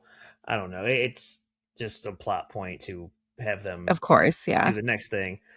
So going back again to my initial confusion of whether Jillian visited or not, because they just did it in the car. They did like this weird telepathy situation. Like she didn't even look in the rear mirror. There's a shot of Nicole Kidman looking up to like the ceiling of the car as if the ceiling wasn't even there because that's where the camera's at. And it was weird. It was like they were doing some sort of like witchy mind stuff. I'm kind of thinking back about her just fading out of the bed. Like, it's joking saying pick a tone, but like going to this witchcraft stuff, pick is very picky and choosy of what they can and can't do and when they can and can't do it. And it does make it a little confusing if it's actually happening or not. I agree with you. Yeah. That's a good point, actually. But yeah, I like how they cannot possibly go to the police, but they can drive this dead body from like Arizona or whatever all the way to Massachusetts. They talk about bringing him back to life, which is something that was touched on when Sally's husband died, that you don't exactly bring someone back to life. They come back as something dark and unnatural, according to the aunts. And Jillian says, Jimmy's already dark and unnatural. In a really cheery way, she delivers this. Yeah, part of me was worried that she wanted Jimmy back to have Jimmy back, being stuck in like an abusive relationship situation. I can't go pee without him following me to the bathroom because he's afraid I'm going to leave him because he's an asshole. But I sure do love him. Like, time and time again we hear that. But for a brief moment, I couldn't help think of Pet Cemetery in this situation. Also, it was funny when they're dragging Jimmy into the house and Jillian says he's going to be so pissed like, when he wakes up. Kind of supports that I love my abuser theory. Like, he's going to be so pissed. He just brought him back to life. He should be happy. Like, hey, Yeah. thanks for accidentally killing me, but also thanks for bringing me back. He's going to be so Well, pissed. Don't do it. I know. I know. And the only thing I can think of is, or I guess I want to think that they're doing this just so like they don't get in trouble for like killing someone. Cause then like, oh, he'll be alive and you can like see he's not dead. We didn't do anything. But I understand what you're saying too. And I'm also not entirely convinced that that's not it either. Although Jillian does slap him at some point when he's late, his dead body's laying on the table and she's like, we are so over. But I did want to point out, she apparently at one point, at least, did think she was really in love with him because she tells Sally he's strong enough to survive the curse. I was like, he's very drugged up. I don't know. Like, he's just on a lot of substances and mentally definitely not all there. But I guess you could argue maybe this was the curse getting to him. But my impression was that Jillian was just running off with all these guys and it was never actually true love. And that's why Yeah. she didn't have this problem that Sally kept having. If anything, him being strong enough to deny the curse, I think, is Jillian talk for, I think I love him and he'll never die from the curse because he doesn't actually love me. Because he doesn't. Yeah, I agree with that. But anyway, they drag Jimmy in the house. He's set up on this, well, I guess it's like the island in their kitchen. It's not really a Yeah. table. They have all these cutaways, like these quick cutaways to like creepy visuals, like creepy crawly bugs and stuff while they're saying the spell. And again, I feel like this is a glimpse of like the darker version that we could have had because like this does get very creepy and I mean it works for me even though there is some comedic relief with some of these lines. But again, while they're doing the spell, apparently part of it involves sticking needles in his eyes, which I was like, why are there so many needles in this movie? Like, I hate this. Yeah, they never actually do it. No, like he wakes up before they were to get to the needle stabbing. So, Which is fine. I don't need that, but they could have done it without doing it, like showing us. But yeah, this was a cool, darker scene. When they got to the hotel and up and through this point, definitely shift in tone. I was like, this is not what I saw coming here based on that yeah, trailer that was so great. But there are still funny moments. I don't mind the funny moments. Like the one part of the spell was something white with a red cap, and she grabs Ready Whip out of the fridge, and they use the Ready Whip to make a pentagram on his chest, and she takes a lick of it. I'm like, okay, that's funny, but it doesn't. To me, I don't yeah, think it changes the tone. I think the tone issue is like part romance rom com and then the darker stuff. I don't mind that there's comedic lines. Even horror movies do that. It doesn't make the horror movie a comedy. right, exactly. Yeah, and even Griffin Dunne said in later interviews he felt like the mix of lighter and darker would have been maybe more accepted today, which maybe he's right because this is like, we'll get into it obviously, but this is a very beloved movie by a certain generation. But he also pointed out that An American Werewolf in London that he was in had that comedic horror feel, which maybe that's more of what he was going for. But he even said a scene like this, he said it was supposed to be a lot more terrifying. The needles were going to be, I think, much more overt. I think we were Mm, actually maybe going to get that. But he said of the original scene that it was terrifying. I was very, very pleased with it. But the studio, felt it was just too intense. So he had to tone it down. fair enough. And I know it's not supposed to be funny, but I always found it a little funny that like they bring him back to life just to kill him again. I mean, they have to. Yeah, I literally put LOL killing Jimmy a second time and burying him in the yard. Yep. Because Julian was right. He woke up and he was so pissed. And the last thing happened before he died from the belladonna and the tequila is he's on top of her, choking her. And then it's like he woke up right where he left off and he just grabs her throat with two hands and starts strangling her again. And Mhm. Sally beats him over the head with a cast iron skillet. He was like alive for like 2 minutes or something like that. I specifically remember when I saw this in the theater when I think I was like in middle school when this came out. Like you said, the trailer made it sound a lot more lighthearted, right? Than some of it actually is. I remember being very shocked watching it in the theater, being like, I don't think this is what I bargained for. But yeah, so they bury him in the yard like you do. They have a whole ocean. Let's jump him in that. But whatever. Such a good point. Yeah. They cut to Jillian just hanging out in Sally's shop smoking a cigarette. And I guess she's supposed to be an employee, like she's back in town for good now. But this was so funny to me, especially because it's so 90s. Like when we had that bit of Julia Roberts smoking in the hotel in My Best Friend's Wedding. Oh, you could smoke? in a public place. And just also the way she's talking about like, oh, these products are great, just with like the cigarette hanging out of her mouth, and like apparently she's supposed to be working. They didn't have any customers, to be fair. She has 3 employees for that little shop and no customers. I don't. Yeah, I mean, the detective buys something later on, and he's like, "It's the most expensive shampoo I ever bought." And the one nerdy kind of lame dude was in there. I don't know what he's in there for, but he was buying stuff, and he was trying to get a return. And she's like, "You're putting it in the wrong spot." He's like, "Oh, okay."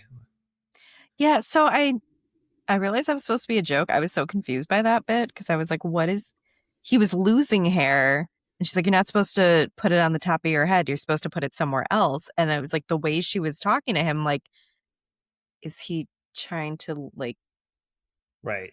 be bare down there? And like that's what we're talking about? Like I'm so not following. Yeah, because I wasn't even for sure if it was supposed to be, hair treatment, but because of her reaction, I thought maybe he was trying to get something else out of this Right. miracle drug.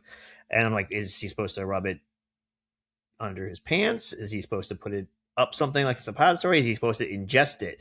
Everything was very vague. And I was like, I don't, are you a good witch or a bad witch? I don't know what's going on here. Well, yeah, because the way she was talking to him, it's the impression I got is this is something embarrassing or potentially embarrassing that like he would not want to discuss in front of the other Yes. employees. Yes. So I was like, but it's about hair removal.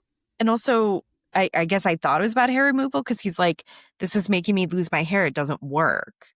And then she's like, Mm. remember where you're supposed to use it. And I don't know. So I thought the whole thing was about hair removal, but maybe I'm just way off. Because I don't know if it was hair removal was the wanted effect. I think he was doing something Mm, incorrectly. And because of that, he was losing hair. I kind of had the feeling it was like an impotency thing where he had to, I don't know, you know, fill in the blanks. yeah, sure. Like, why would you rub it on Um, your head then? yeah, because then it still didn't make sense. Yeah. But anyway, also kind of weird that she would even have like patrons in her shop if no one trusts her or likes her, but maybe it's the same thing with the ants. People get desperate. I don't know. Yeah. Yeah. Also, one of the shop employees is Margot Martindale, who goes on to have a very big career. Yeah, Margot Martindale's like the slightly older looking woman, not the one with like the crimpy blonde hair. Yeah. She looks Yeah. familiar. I just couldn't place her. She's in so many things. I actually looked up her filmography, and I don't even know if there's like one specific thing people would associate her with. For me, she had a really big role in the show The Americans that like my Okay. husband and I really like. Okay. So this phone tree scene is very fun. I want to see more things like this with the magic involved. But Sally, apparently there's a whole meeting about who gets to be the top of the phone tree for the PTA. And I was like, well, maybe this is what I thought motherhood and suburban life is going to be like. It is definitely not. I was like, this sounds like the dumbest reason for a meeting ever. But Jillian comes in and crashes it. And the bit where she comes in and tells the rest of the women to hold on to their husbands, I remember that from the trailer from when I was younger.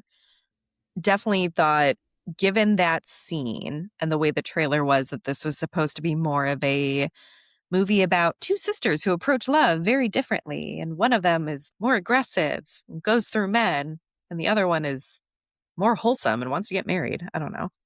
She has her talents. Yes, she has. Yes, but we see her kind of invisibly like slap a woman who's talking shit about her. Like they're just fun little witchy things that again, I want more witch stuff. But Yeah. Yeah, because Sally wants to be more normal, right? So she wants to be, I don't know about on the top, but she wants to be in the phone tree to some she just capacity. wants to be And part of the group, yeah. apparently it's never been a thing because everyone hates the Owenses. Hmm. And then Jillian shows up, and I think it's the first time the townspeople see her. I feel like she's, I don't know, the way they react to her, like, and then gasping, and she's back, and she's got a tattoo of a snake on her boob. And that's when she's kind of like lashing out, like, yeah, I'm going to take all your husbands, and stuff like, yeah, like, fuck around and find out, I guess. Yeah, she's like, I'm just gonna lean into this. Yeah. And Give the people what they want. yes. But Jillian does a spell that puts Sally's name at the top of the phone tree. And I did think it was funny that the little things we saw leading up to this, like this woman, like getting slapped or whatever it is, she's like, oh, that wasn't me. And then when the phone tree is announced, like it's, the top is Sally Owens and everyone's shocked, she goes, okay, that was me. Yeah. And the really loud like cheering and clapping she does, because like Sally's at the top of the phone tree. Go Sal. Yeah. I'm sure that's real life somewhere. I'm sure like there are moms somewhere that make up these groups or something to feel important. I don't know. It was just like, I think I had such warped ideas of like, if I ever became a mother, apparently these are the things I would care about. And that sounds awful. Yeah. I have here that the phone tree thing is so fucking lame. Thank God Kidman comes in and zests it up a bit.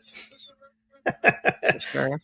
From there, we get a similar shot of Julian waking up Sally via like booping her on the nose and like a little, two shot in bed.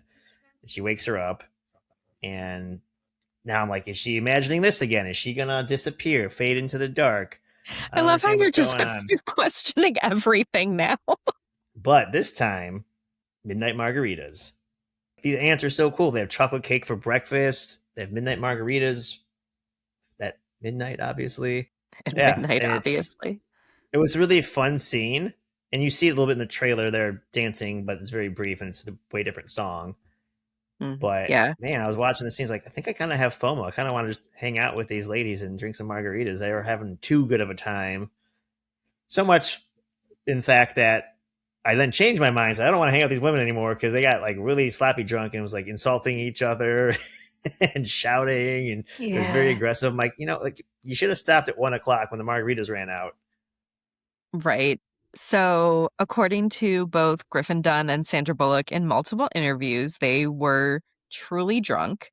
Griffin Huh. Dunne said they were shit faced because they really were drinking tequila, which I think is the first instance I've really seen of that being, I don't know, they went all method for it. They really drank the tequila. Like, usually in movies, you're not actually drinking, right?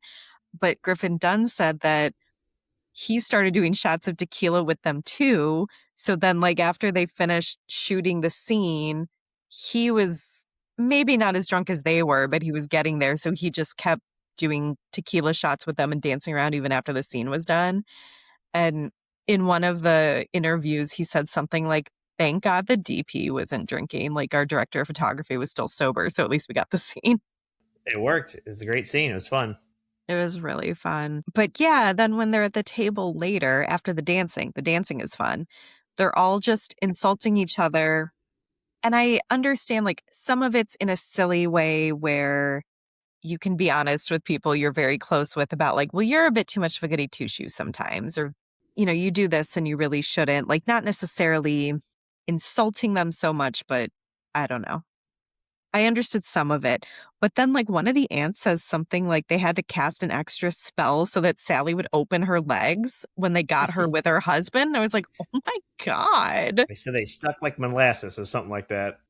But it kind of morphs into this creepy scene because I think Sally realizes the tequila bottle is like Jimmy's brand of tequila.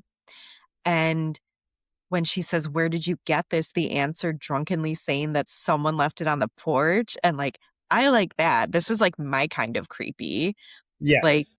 if we were going to make this like a darker ghost story kind of thing, like, I like that when there's like a breeze and the broom falls and one of the ants says like they're going to have a visitor. Like, I like that kind of creepy stuff, It has worked especially for me. because we already know, I think we've already gotten a glimpse of the one daughter being able to see Jimmy sort of like sitting out on their like little like swing on their pergola.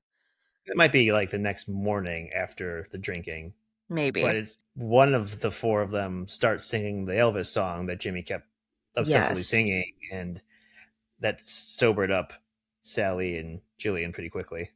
Yeah. And then the ants leave. They know there's a problem about to happen. They're like, "Oh, broom fell. We're gonna have guests." peace, bitches. Like they Yeah. just leave. Well, they apparently they find some old rope from what we're assuming is the one we saw from the beginning of the They movie. a good piece of Maria's hanging rope will protect the young girls, like Sally's daughters. Mm-hmm. Like, And that's I dark. too thought maybe they would make a little cute bracelet. Just No, like tied they around their wrist.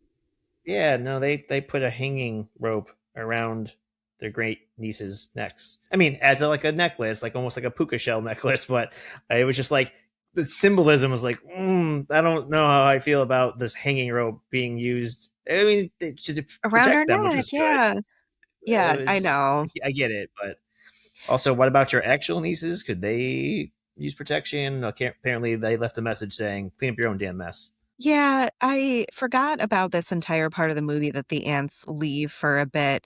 And it's sort of to teach Jillian and Sally a lesson like you can't dabble in witchcraft, but then deny it all the other times or whatever. And some of it, I guess, is Sally and Jillian are being sloppy in the ways they use magic because they refuse to keep up a regular practice and they never learned enough. But then also, the one time they do decide to use it, they obviously did something like really big and really not great, even though the ants don't know exactly. I think they kind of have a sense because they said, like, we're going to have a visitor, like something's around. But yeah, that visual when the little girls get up the next morning or whatever and the rope is around their neck, I was like, you really thought that was a good visual when what you said, it's the hanging rope. It's just, I don't Mm-hmm. know. I'm glad that that didn't exactly sit right with you either. But this is when Kylie, who is the redheaded daughter, she looks out the window and she sees Jimmy, but we don't fully see him. He's like a warped reflection in the window. And I thought that was a really neat shot. Yeah, that was pretty cool. And of course, no one else can see him. So she's starting to develop her witchy powers, it seems like. So in the book, like I said, there it focuses more on Kylie and Antonia, the daughters of Sally. I believe Kylie has the sight, is what they call it in the book. So that's why I feel like that's sort of a carried over detail. That's why like Kylie's the only one that can really see him for a bit. Okay. Makes sense. And I don't think we mentioned that Kylie's played by a very young Evan Rachel Wood. Yes, I think I have that later in my notes, actually. But yeah. I don't think I ever put that together. Like I know who Evan Rachel Wood is, but I don't think when she was starting to get more famous, I remember watching the movie 13. I feel like that was her indie like breakout role. I Yeah. wasn't watching that thinking, oh, that was the girl from Practical Magic. Going back and rewatching Practical Magic, I was like, oh, Evan Rachel Wood is in this. I also think her, I assume it's, fake red hair is doing a lot to sort of camouflage her. I have a question for you. Yes. The broom, Hmm. was it because Jimmy is visiting or our detective is coming? That is such a good point. I guess I I assumed at the time Jimmy because of the same. tequila. Yeah. And it like the later possession that happens, yeah. But then the detective shows up. The way they say the line, it could very well be the detective because Jimmy's already there. Good point, yeah. And the way the aunt says it is, we have a visitor coming. Like he's not here yet. So Hmm. interesting. Well, maybe that's like the mess, so to speak. Not just that they killed Jimmy, but now That's the mess, yeah. but then now this detective's going to come looking True. for him and they have to handle that aspect of it too. But yes, Gary shows up. Aiden Gary Quinn, shows up. our Gary Cooper esque Aiden Quinn, apparently. They wanted a Um, Gary Cooper so bad they named him Gary. Oh, it's probably named Gary in the book. I keep forgetting it's a book. oh yeah, you're right. I thought it was so funny when Sally tells Jillian that the detective is cute in a penal code sort of way. It's a hot cop, I guess. That's what she's saying. Yeah. He's very like prim and proper looking. He looks. I can't even picture what he looks like in my head right now. I don't. He just like they did nothing for me. He was fine in the movie. The acting was fine. It's just he just didn't register in my brain for whatever reason. I love how you're just like, yeah, he's there. I did like the scene.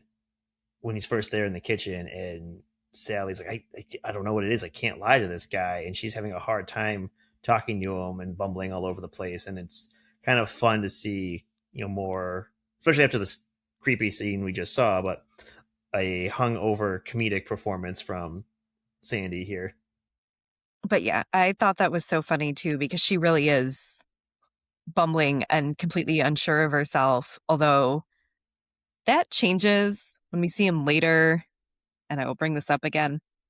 But Griffin Dunne said, it's very difficult to pull off being the guy who shows up halfway through the movie who is going to be the love interest. It was always something that worried us, but he's the breath of fresh air that walks through the door. I feel like you disagree with that, though.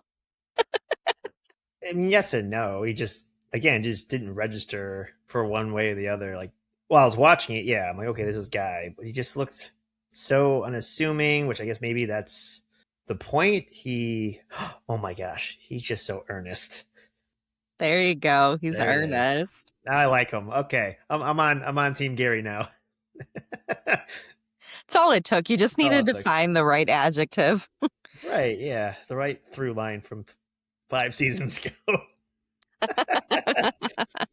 I did think it's funny because he's doing his job, and he's just like, okay, well, I'm gonna be in town. If you need to talk to me, come find me. And then there's a montage of him talking to all these people around town, which we're thinking, or we're supposed to be thinking, like that's not going to be good for these sisters because everyone hates them because they're witches. And then they even show this kid with chicken pox that at one point all these kids are berating Sally's kids, and she gets all upset, the older one, and it's like, you're gonna get chickenpox. And then we see him with chickenpox. I'm like, damn, she's good.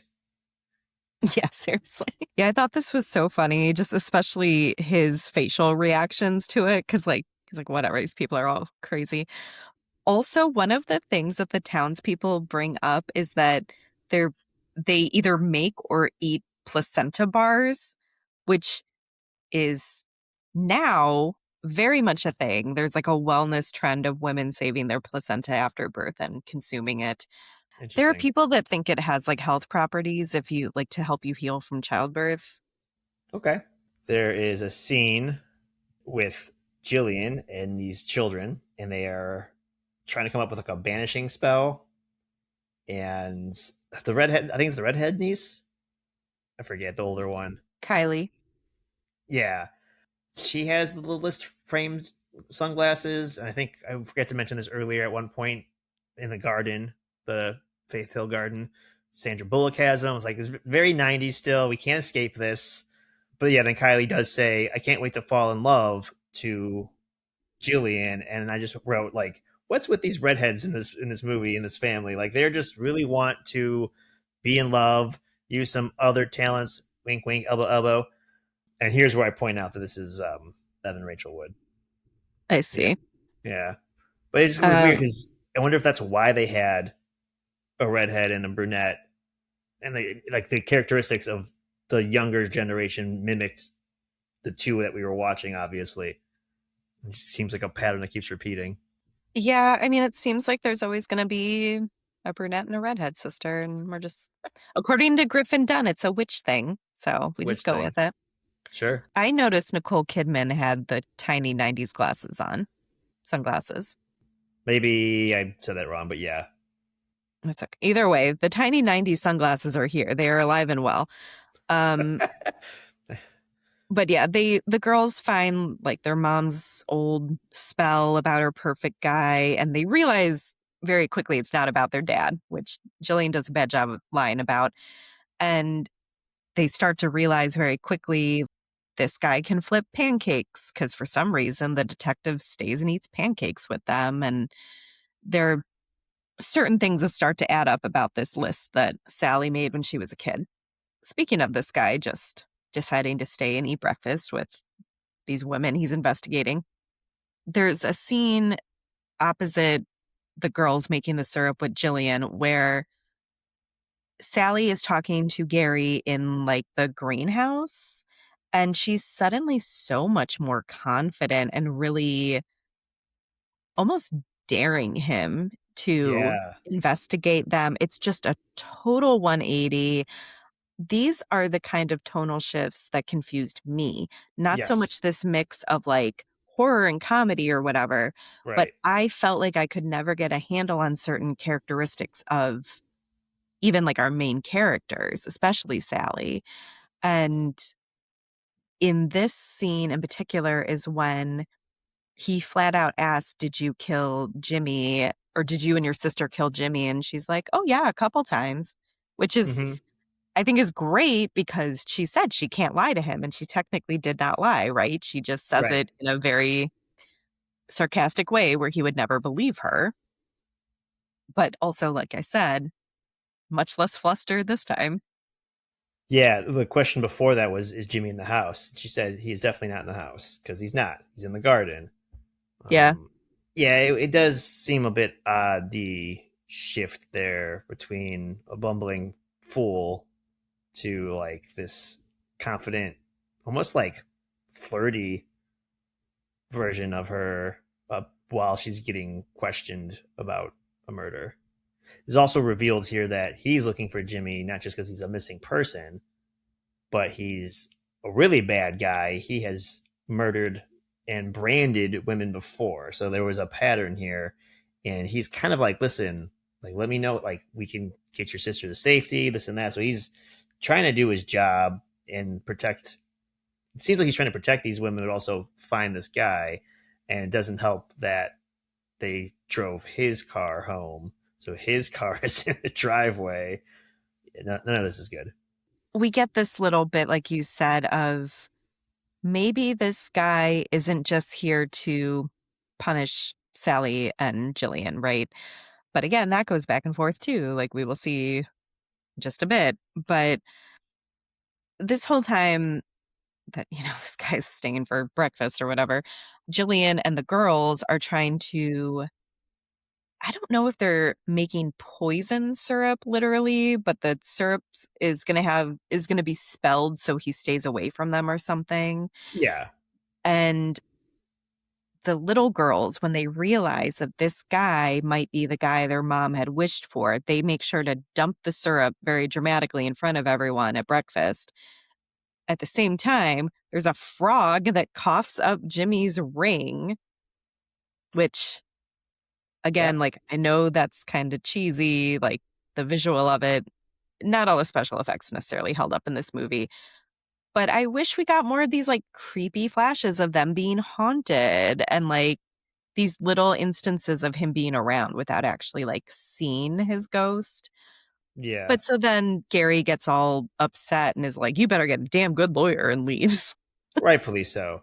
The whole pancake thing, breakfast thing was weird, but part of her childhood curse upon herself was like two different color eyes, which apparently this guy has. We don't really, I don't see it, but they mention it once. Something about the smell of pancakes. We're like, oh my god, this is quite literally what's happening. The only time we see actually that Gary has two different colored eyes, one green, one blue, is this scene coming up where Sally goes to see him at his hotel. She's like ready to confess everything. They end up making out. And it's when they're face to face, like making out, she realizes his eyes are two different colors. She And she does. like, I was not convinced. "Oh, it's there. Is It it looks okay? pretty fake." Maybe I just let it go then. Apparently, Every other time we see him, his eyes are very much the same color. okay, yeah, Yeah. Like I said, some of the effects don't really hold up in this. It's okay. I'll forgive it. But this is again, so I understand Sally being like, "Well, I'm just going to tell him everything. I can't do this, whatever." sure, He goes back and forth being like, "You shouldn't tell me this, or you should get a lawyer, or tell me everything and I'll protect you." And he keeps like his dialogue is in this very brief scene switching. And so it's like hmm maybe he's just confused because he obviously is in love with Sally, but I don't know. There is a lot of I think that's what it was because somehow. Let me stop right there for a second. Thinking of it now, how did he go all the way to their house? Like, how did he? What trail did they leave behind? What murderous trail to lead this cop from Tucson or Flagstaff or wherever all the way to their house? A, and then he has with him. one of the letters that Sally wrote to Jillian and apparently has read it literally 1,000 times. How does he have that letter? Unless it was at the motel they were at last, but I I don't think know. Jillian left a bunch of her stuff behind. He found that in her belongings. There was probably a return address on the envelope. Okay. Um, Also, even if none of that had happened, apparently Sally sent for him, quote unquote. So Yes, yeah. that was part of it. I don't know. Again, like I said, there's a lot of criticism about the tone in this movie. My criticism is more the characterizations where Sure. he goes from like good cop, bad cop in like 5 minutes. I wouldn't even say good cop, bad cop. More like actual cop to another good cop. Because he's doing it by the book. He's like, go get a lawyer before you talk to me because obviously there's a lot going on here. And that's what he should be doing. You should see your lawyer first, unless you really want to confess. And he gets the tape recorder out. It's like, I told you to lawyer. That's what it is. What it is. What's going to happen. And then he senses something's wrong, and he also knows Jimmy's past. He's the one that brings it up. He's like, I can protect you guys, which is what cops are supposed to do. Mhm. What bothered me about this detective is not only is he flipping pancakes at breakfast with two potential suspects, but then we just flat out are kind of stalker like with this letter he keeps reading. Obviously, there's some sort of innate spell that we don't know about. I don't know. But then, like, they just start making out. She's basically about to tell you she murdered. Oh no, she does say, "I murdered him. I murdered him to protect Jillian." And then they like, "Oh, cool. Well, now that's out of the way. Let me put my tongue in your mouth." And like, okay, so this is the flip floppy of the characters that I didn't like. This is a guy, I get it, where he's in love with her, and no one knows why, and he says he doesn't believe in curses, and I don't think the ants were around to curse this guy. I don't know what's going on here. There's a lot going on. That's the problem. Is Problem. like I like this movie enough for the most part. I like the actors that I'll just go with it. But watching it back, it was like these characters are so flip floppy. And I understand like him making out with her, that was an impulse that was like not supposed to happen. Like they both know they like messed up at that That's point. her get out of jail free card right there. Or they fall in Um, love and he doesn't arrest her, which I think is what kind of happens. Basically, yeah. But okay, so I like this bit where Sally's sort of meandering home, I guess, not really in a hurry. And then she can hear her girls calling for her, but like in a witchy way. It's not like she's actually hearing them like yelling outside. But so again, I want more of this. But she comes home to find Jillian's like possessed by Jimmy's spirit. But then Gary runs in too. And I'm like, how did Gary know? Maybe it was also a witchy thing but we see him look out the window and then all of a sudden he's running up behind her in the attic of their house. So I was like, did he see her running or was it like a, he was called there just like how he was called to Sally's house in the first place, doesn't know why. Maybe he was trying to do his damn job and follow the number one suspect that was just about to confess a murder. Imagine that. Yeah. So yeah, there's this whole thing where Jimmy's ghost comes out of Jillian and he like tries to go after Gary, but Gary's badge stops him. And I don't understand why. I don't understand if it's the medal, the star, if it's supposed to like mean some force of goodness and that's why it like burns Ghost Jimmy's hand. I don't know. I feel like it does have something to do with the star. Might be making this up, but I think it's going back to the scene in the car where he's rambling on about being a cowboy, and this is an old school Um, sheriff's badge. I don't know why that would burn Jimmy's ghost, but it's the only connection I can make. well, because then Yeah. we also see it kind of saves Gary from, because it looks like Jimmy's reaching into his chest like he's going to rip his heart out, and it saves Yeah. Gary, but then he holds it out to Jimmy, and Jimmy's ghost like dissolves, and you think that Yes. it's defeated him. There's something about this being some sort of talisman. I don't know. But I love the look on Gary's face after he's like defeated the ghost of Jimmy. He has a slight smile on his face, like, yeah, of course. Like I knew that Yeah. this would work. Like, because he doesn't know what's going on. This was total No. chance, luck, whatever. But then he has this look on his face like, yeah, the law, like, Law. power of my badge. But after this happens, Gary is like, I'm going to go home to Arizona. I think Sally admits that she did a spell when she was little because we find out Gary can like ride a horse backwards and all this stuff that she had wished for. And she's like, if you stay, I'll never know if it was because of the spell. You'll never know if I'm just trying to get out of jail or stay out of jail. And he's like, oh, all relationships have problems, which was funny. But Classic as rom he's, com line. of course, but then as he's leaving, he's like, curses only have power if you believe in them, and I don't. Did he not just like see the ghost that tried to rip his heart out? Um, that wasn't so. Mm, I don't know. This is what Maybe always that's kills not a me. curse. I don't, I don't know. It always kills me in movies like this where it's like, have you not already seen some shit? And you're Right. just like, well, no, this isn't real. It's like, I don't know, man. Like this really like intensely creepy thing just happened. A ghost almost gave you a heart attack via putting his arm through your chest. Also, you saw a ghost. Yes, yes. Even if he hadn't literally tried to rip your heart out. Yeah.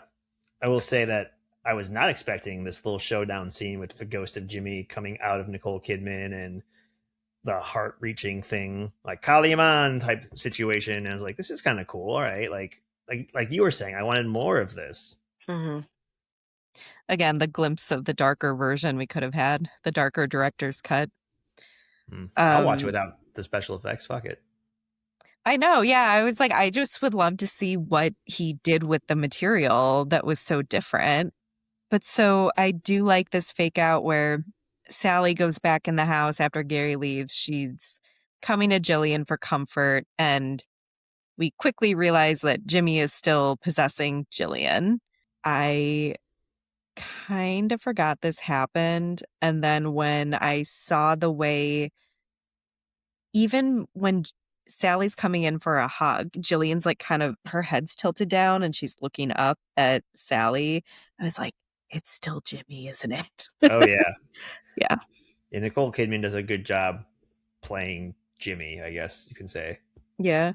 It's just funny in some of the trailer scenes, after watching it, rewatching the trailer, I'm like, they're showing them being sisterly and all this fun, like certain things like that. I'm like, oh, she's Jimmy there. Oh, she's Jimmy there. Oh, that's Jimmy. But in Nicole Kidman, like, what's like we don't know in the trailer. It's so brief, but it's just funny. It's these looks that she's giving her, where out of context you wouldn't know. But I'm like, oh no, that's Jimmy. That's like this is the bad part of the movie. Not bad as in I didn't like it, but like the Yeah. She's like, conflict. she's not her like sister exactly. Yeah. Yeah, Yeah.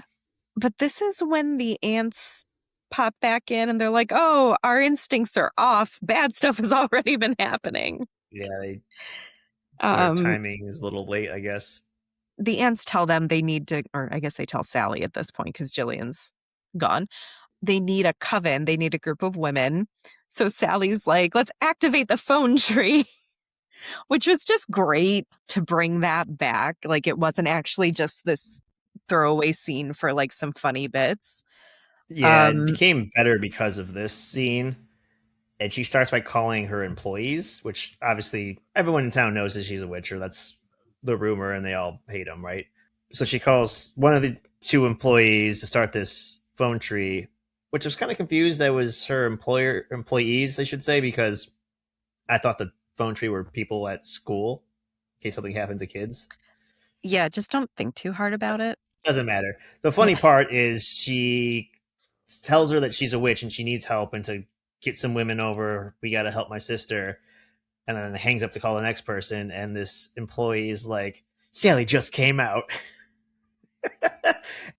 Yeah, and it's funny because the bits we hear of Sally on the phone, she's very much playing it up like, oh, you want to see all my witch stuff that you've always known that I did? Come over. Like she's Yeah, very much like enticing them with this. But yeah, the Sally just came out thing is very funny. There's also a woman who shows up that I assume she's someone who's made fun of them or given them a hard time. All the other like moms in the town look the same to me, so whatever. Yes. But Oh. they're Sally's surprised that this particular mom showed up and she's like, "You know I've always wanted to see the inside of your house," which like is such a real comment. Yeah, I Um believe this woman was a little girl also and making fun of them as little girls because there's credits of character and young character and I can't remember her name, but I'm assuming it's her. yeah, I had a feeling she had been around a while. Also, I think like the last mom to pop in brings a they're all supposed to bring a broom. She brings a dirt devil and she's like, "Is this okay?" Shit's hilarious. Yeah. I thought this was so funny though because they do have this really sweet scene of like all of these women just being excited to be there and like some of them talking about sort of vaguely witchy or supernatural stuff that has happened in their lives. Just like one of the ladies saying she was out somewhere and heard her daughter crying and her daughter had actually needed her. And Aunt Jet walks by and says, "There's a little witch in all of us." And like kind of like they just have to be a little more open to it. But Yeah. then and it's like they're just having this like silly giggly like girls night and then they all go walk into the other room because they have to like now actually do the exorcism and it's like the mood just changes so fast. Like everyone's like, "Oh shit." Like I think they still don't fully understand what's going on because they're like, "Oh, I've been hung up on a guy before, but not like this." Yeah. Well, I mean, you're getting everyone has a little witch in them, and this is the first witchy thing they do is to exorcise a ghost out of a person. Yeah, that's a mood shifter for sure.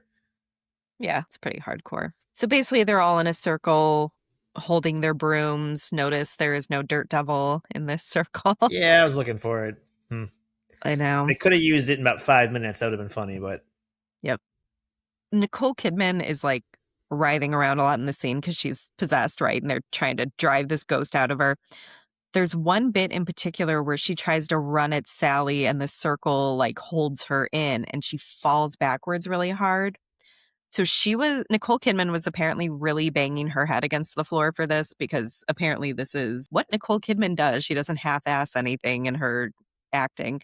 But Griffin Dunne said in an interview that they had like rubber pads out everywhere because they don't know exactly where her head's going to hit, right? Because like she's in the middle of doing these moves but she somehow kept managing to miss wherever they put the rubber pads. And so he was like legitimately concerned that she was going to give herself a concussion, but he's just like, yeah, "That's Nicole Kidman for you." Somehow through the power of sisterhood, it all works out. I don't know. Like Sally, yeah. like kind of like breaks away from the circle, but grabs her hand. We're supposed to have a big sisterhood moment here. They Mm, do another blood pack thing. yeah, yeah. I did like the little montage though of like from when they were little, like all the times they've been there for each other. Like I thought that Yeah, was sweet. It was a nice way to kind of wrap it all up. Like this is about them as sisters, like their bond. So I guess when Jimmy is finally out of Jillian, he like becomes dust or sand on their floor. So they have to sweep him out of the house. But I love the way Margot Martindale's character says, "Come on, ladies, let's clean house." yeah. I wrote that down because I thought that was hilarious. Well, like Mhm. he's a ghost above them, and then they do another enchantment or whatever, and then like this big white light comes out of all of them, and it like just falls as a bunch of dust. To me, I think it would have been great if the other lady showed up and just like vacuumed him real quick with the dirt devil, like bring that back, Yeah, bring the Dirt Devil back. and Yeah, then like can go outside because they have to get it outside. I think to the rose to bush where his body finish is. it. Yeah. They could have like zoomed him up with the dirt devil and dumped it on. I thought that would have been a great opportunity. Yeah, missed opportunity. Exactly. We kind of have a very quick wrap up of the sisters get a letter from Gary out in Arizona saying like there's no case against them in terms of like Jimmy's disappearance. Like that's been closed. He comes back. I don't even remember how he comes back now. He's just there. He's there. He's kissing on Sally. They're there a thing. It's Halloween night. Earlier in the greenhouse, when Sally's feeling confident, like being playful, like trying to be honest, which she is, but the way she's saying it, to your point, is like making like this is unbelievable because like, oh yeah, everyone thinks we're witches. Go ask everybody; they'll tell you. And they come on Halloween to watch us fly off our roof. And so this is what we're getting. They're all dressed as like classic witches, like Wicked Witch of the West minus the green. And I was like, okay, so the town loves them now because they banished this evil and they used their, all the women were there and they used their witchcraft for good and whatnot. And I'm like, okay, cool. They're gonna fly away. Roll credits. Where are the brooms? Why don't they have any brooms? Maybe a vacuum cleaner would be great. I don't know, like Hocus Pocus or a dirty mop. They have I'm umbrellas. dirty. They have umbrellas and they just kind of like float down off the roof, kind of like a lame ass Mary Poppins. And I was very upset with how anticlimactic that part was. Everyone's like cheering them on. Even like the little girls are up there and they just like float down. They like kind of use gravity to just like, here we are. Whoop. They fly anywhere. Yeah, so our director has something to say about that. A quote from him. I had a beautiful sequence for the end of the movie of them jumping off the roof. They said, why would they jump off the roof? So we had to cut it down. But I had a real choreographed to music floating around, I thought, quite a lovely ending that I think would play better now. I need this director's cut. I know, because I agree with you. It was really anticlimactic. It looked like they were just in like cheap Halloween costumes. And Yeah. also, I, to be a little nitpicky, I don't know if I believe that when Gary came to visit her in the greenhouse and she said they did this, I don't know if they really did because no one liked them then. Right. In I could front of see them everybody. doing it now where, Yeah. I don't she's know. a out witch and everything and they realize the Yeah. witches aren't scary. Also, the curse is broken. Maria's curse is broken. Something about sisterhood. I don't know. But good for them because Gary will live. Supposedly. Yeah. I did, though, like this last little shot we get of, Gary's watching from the crowd and you can tell he's saying like, hi, baby, up at Sally. But then after the witches all jump, he's holding Antonia, her youngest daughter. And it's like, you could tell he's just integrated into the family. And I thought that was like a sweet little way to show that he's been around a little bit and everything's good. Been around a little bit all the way from Arizona, where he wrote that Right. letter with the Yeah. voiceover while he was standing there in front of the house. I know. But again, like, are they really in love? Because Sally said she sent for him. Like, it's just very confusing to me. The end. The end, yes. All right. So, Practical Magic had a $75 million budget. It only grossed $68.3 million. It did open at number one, its opening weekend, but it was pretty much considered a box office failure. Critics were very negative. They panned the script. They said the tone was inconsistent, which, we talked about a little bit. Just a couple quotes from reviews. Entertainment Weekly called it a witch comedy so slapdash, plotting, and muddled it seems to have had a hex put on it. Roger Ebert said it's too scary for children and too childish for adults. Damn. Twice.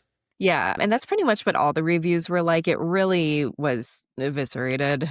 However, today, like we've touched on, it's considered a cult classic. Also, I think there's a generational thing here. I mean, like I said, even with the issues I have with some of the inconsistencies, like I very much enjoyed watching this. I love Nicole Kidman. I love Sandra Bullock. I am very much capable of just going with it and enjoying the movie. There were always some things that confused me about this movie, but I think also now that we have done a little deep dive on it, it seems like there was maybe some studio interference that kind of messed everything up.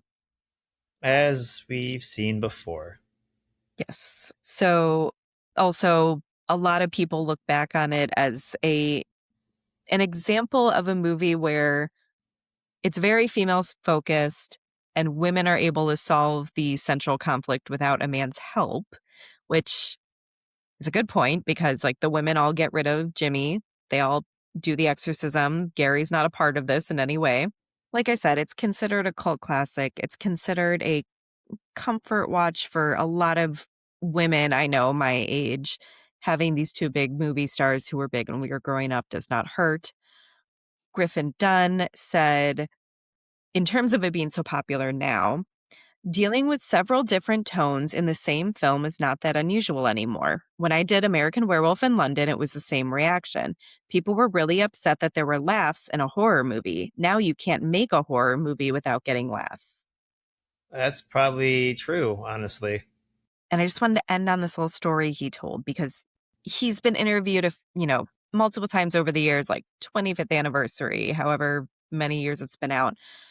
And he's talked about how it's had its following has really grown throughout the years. Like it was such a disappointment. It was when it was released, and now people look back on it so much more fondly.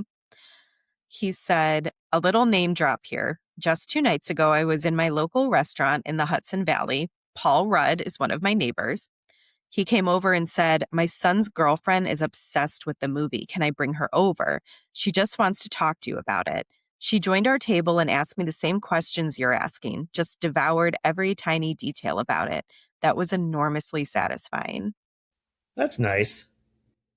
So that's even probably like younger than our generation. Yeah. Well, I can't tell because Paul Rudd's a vampire. I don't know if he's 85 or 25, Right.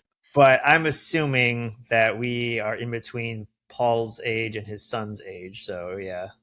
But yeah, so it sounds like Griffin Dunne is still a bit frustrated he didn't really get to make the movie he wanted to make or that he even had made because they cut so many things, made so many changes. But he's very content with the fact that it's like it has this afterlife where all these younger Hmm. generations have found it and seem to really love it.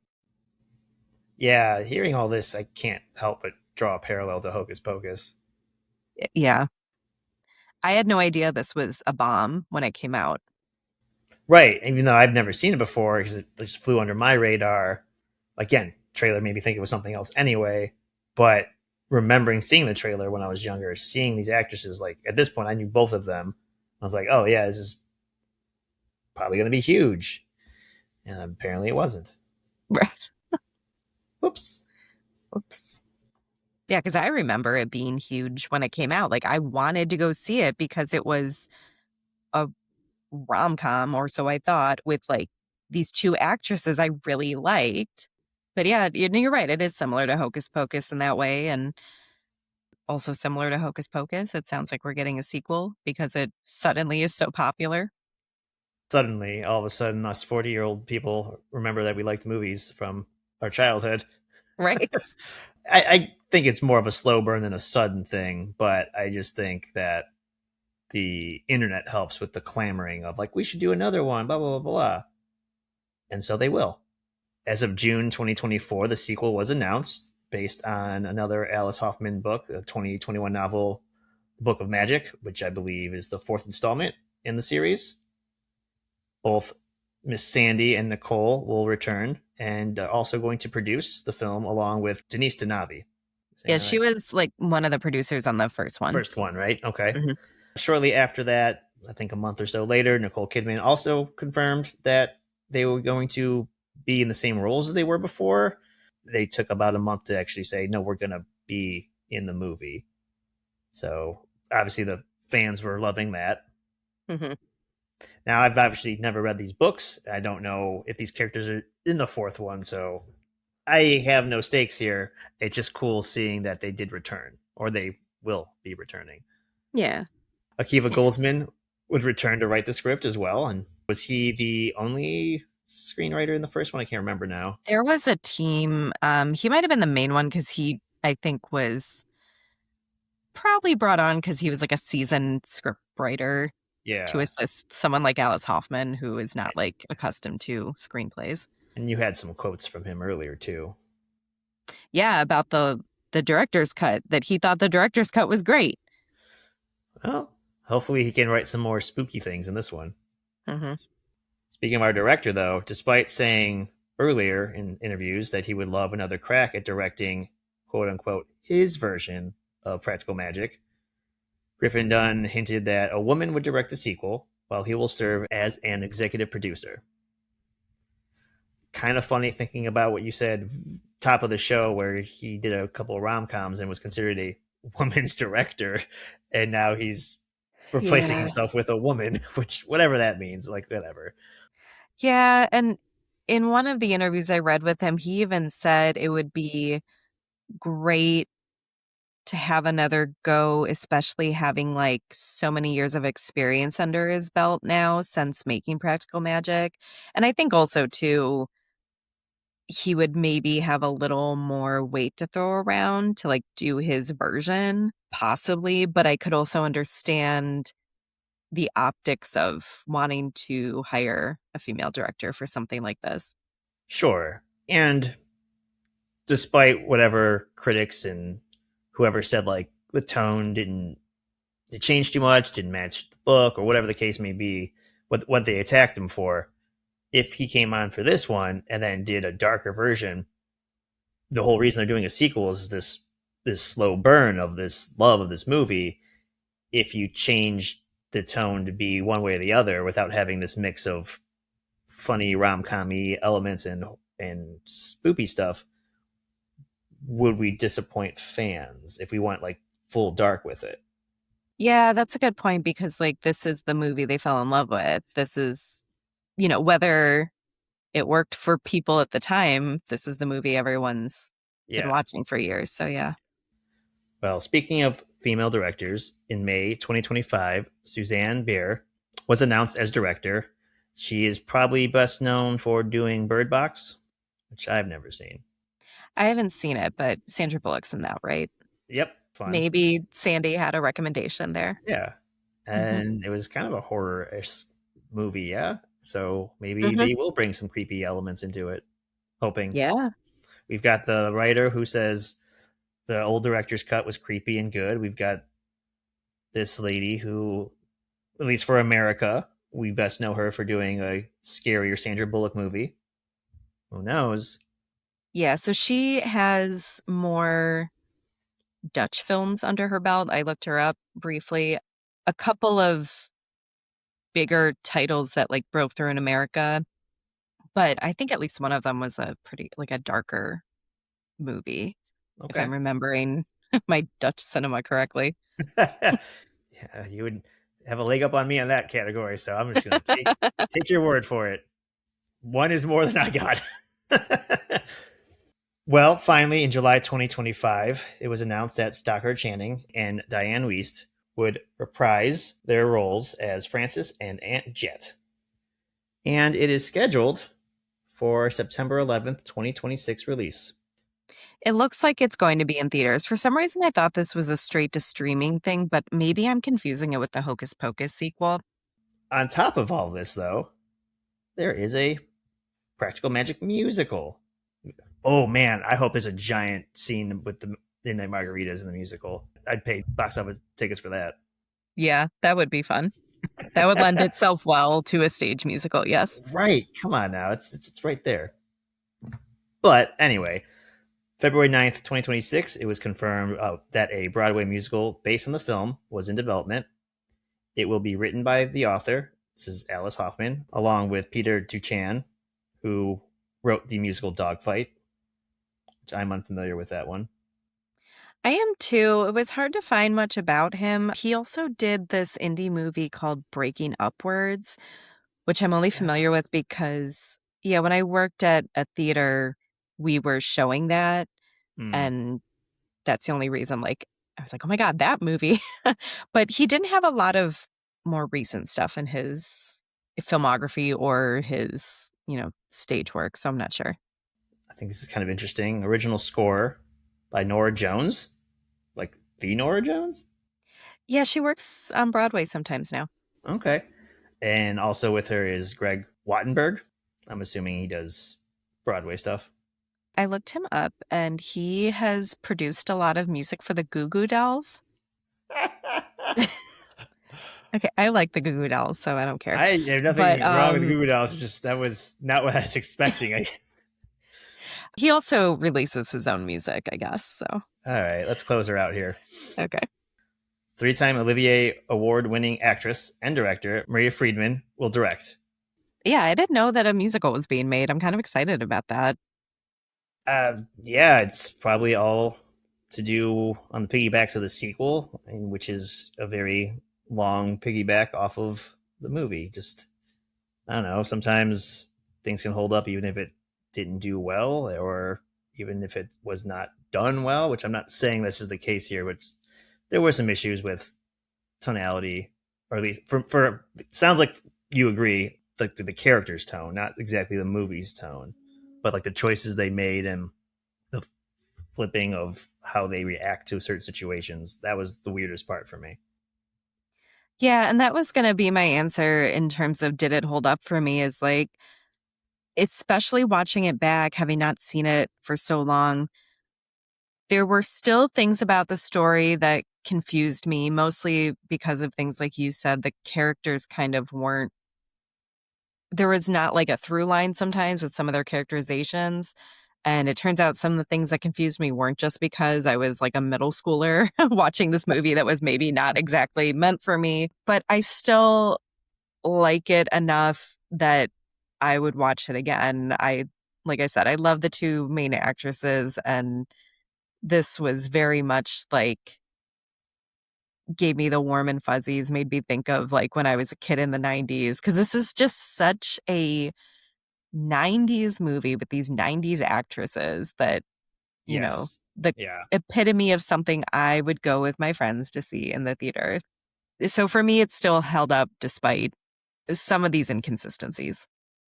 Yeah. I can't weigh in on the nostalgia aspects. Well, I've never seen it, but watching this movie, it does make me feel like I'm in the 90s. So, in that Yeah. aspect, for better or for worse, it kind of gave me a little bit of a nostalgia feels, just not the movie itself.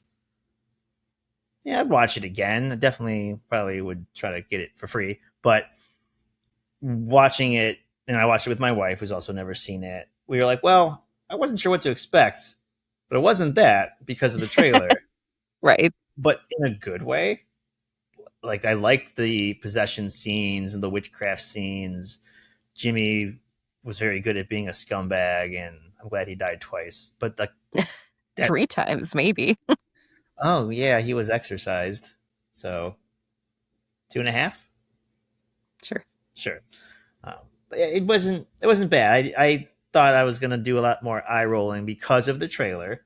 I was like, what? So they're just gonna like fall in love with men and they're just gonna die at their feet and ha ha ha, this is great. Life is great for the Owens. Is um, I mean they had the curse and it was actually affecting them more than the tone of the trailer led on, and it became more of a darker thing. They did, really that part of the movie was only just her husband dying, and then it was just Jimmy, and he just wouldn't go away.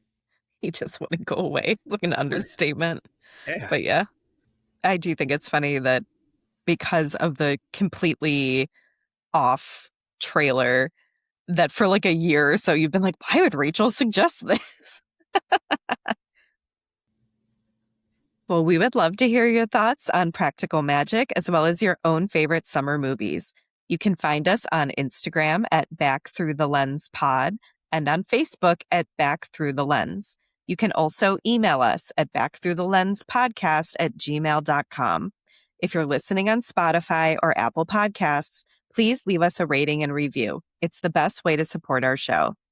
And you can now watch us on YouTube at Lucky Card Productions. We'll link everything in our show notes. if you enjoyed our show today, please give us a like and follow for updates on new and future episodes. Our show is produced by our host, Rachel Campbell, and myself, Joe Seelmick, with additional help and support from Peter Telp of LPV Productions. Peter, Rachel, and I are also the executive producers. Our awesome logo is brought to you by Tom Faraci, and our wonderful theme songs by Matt Tarrant. Thanks for listening, and stay tuned for more trips into our movie watching past on Back Through the Lens.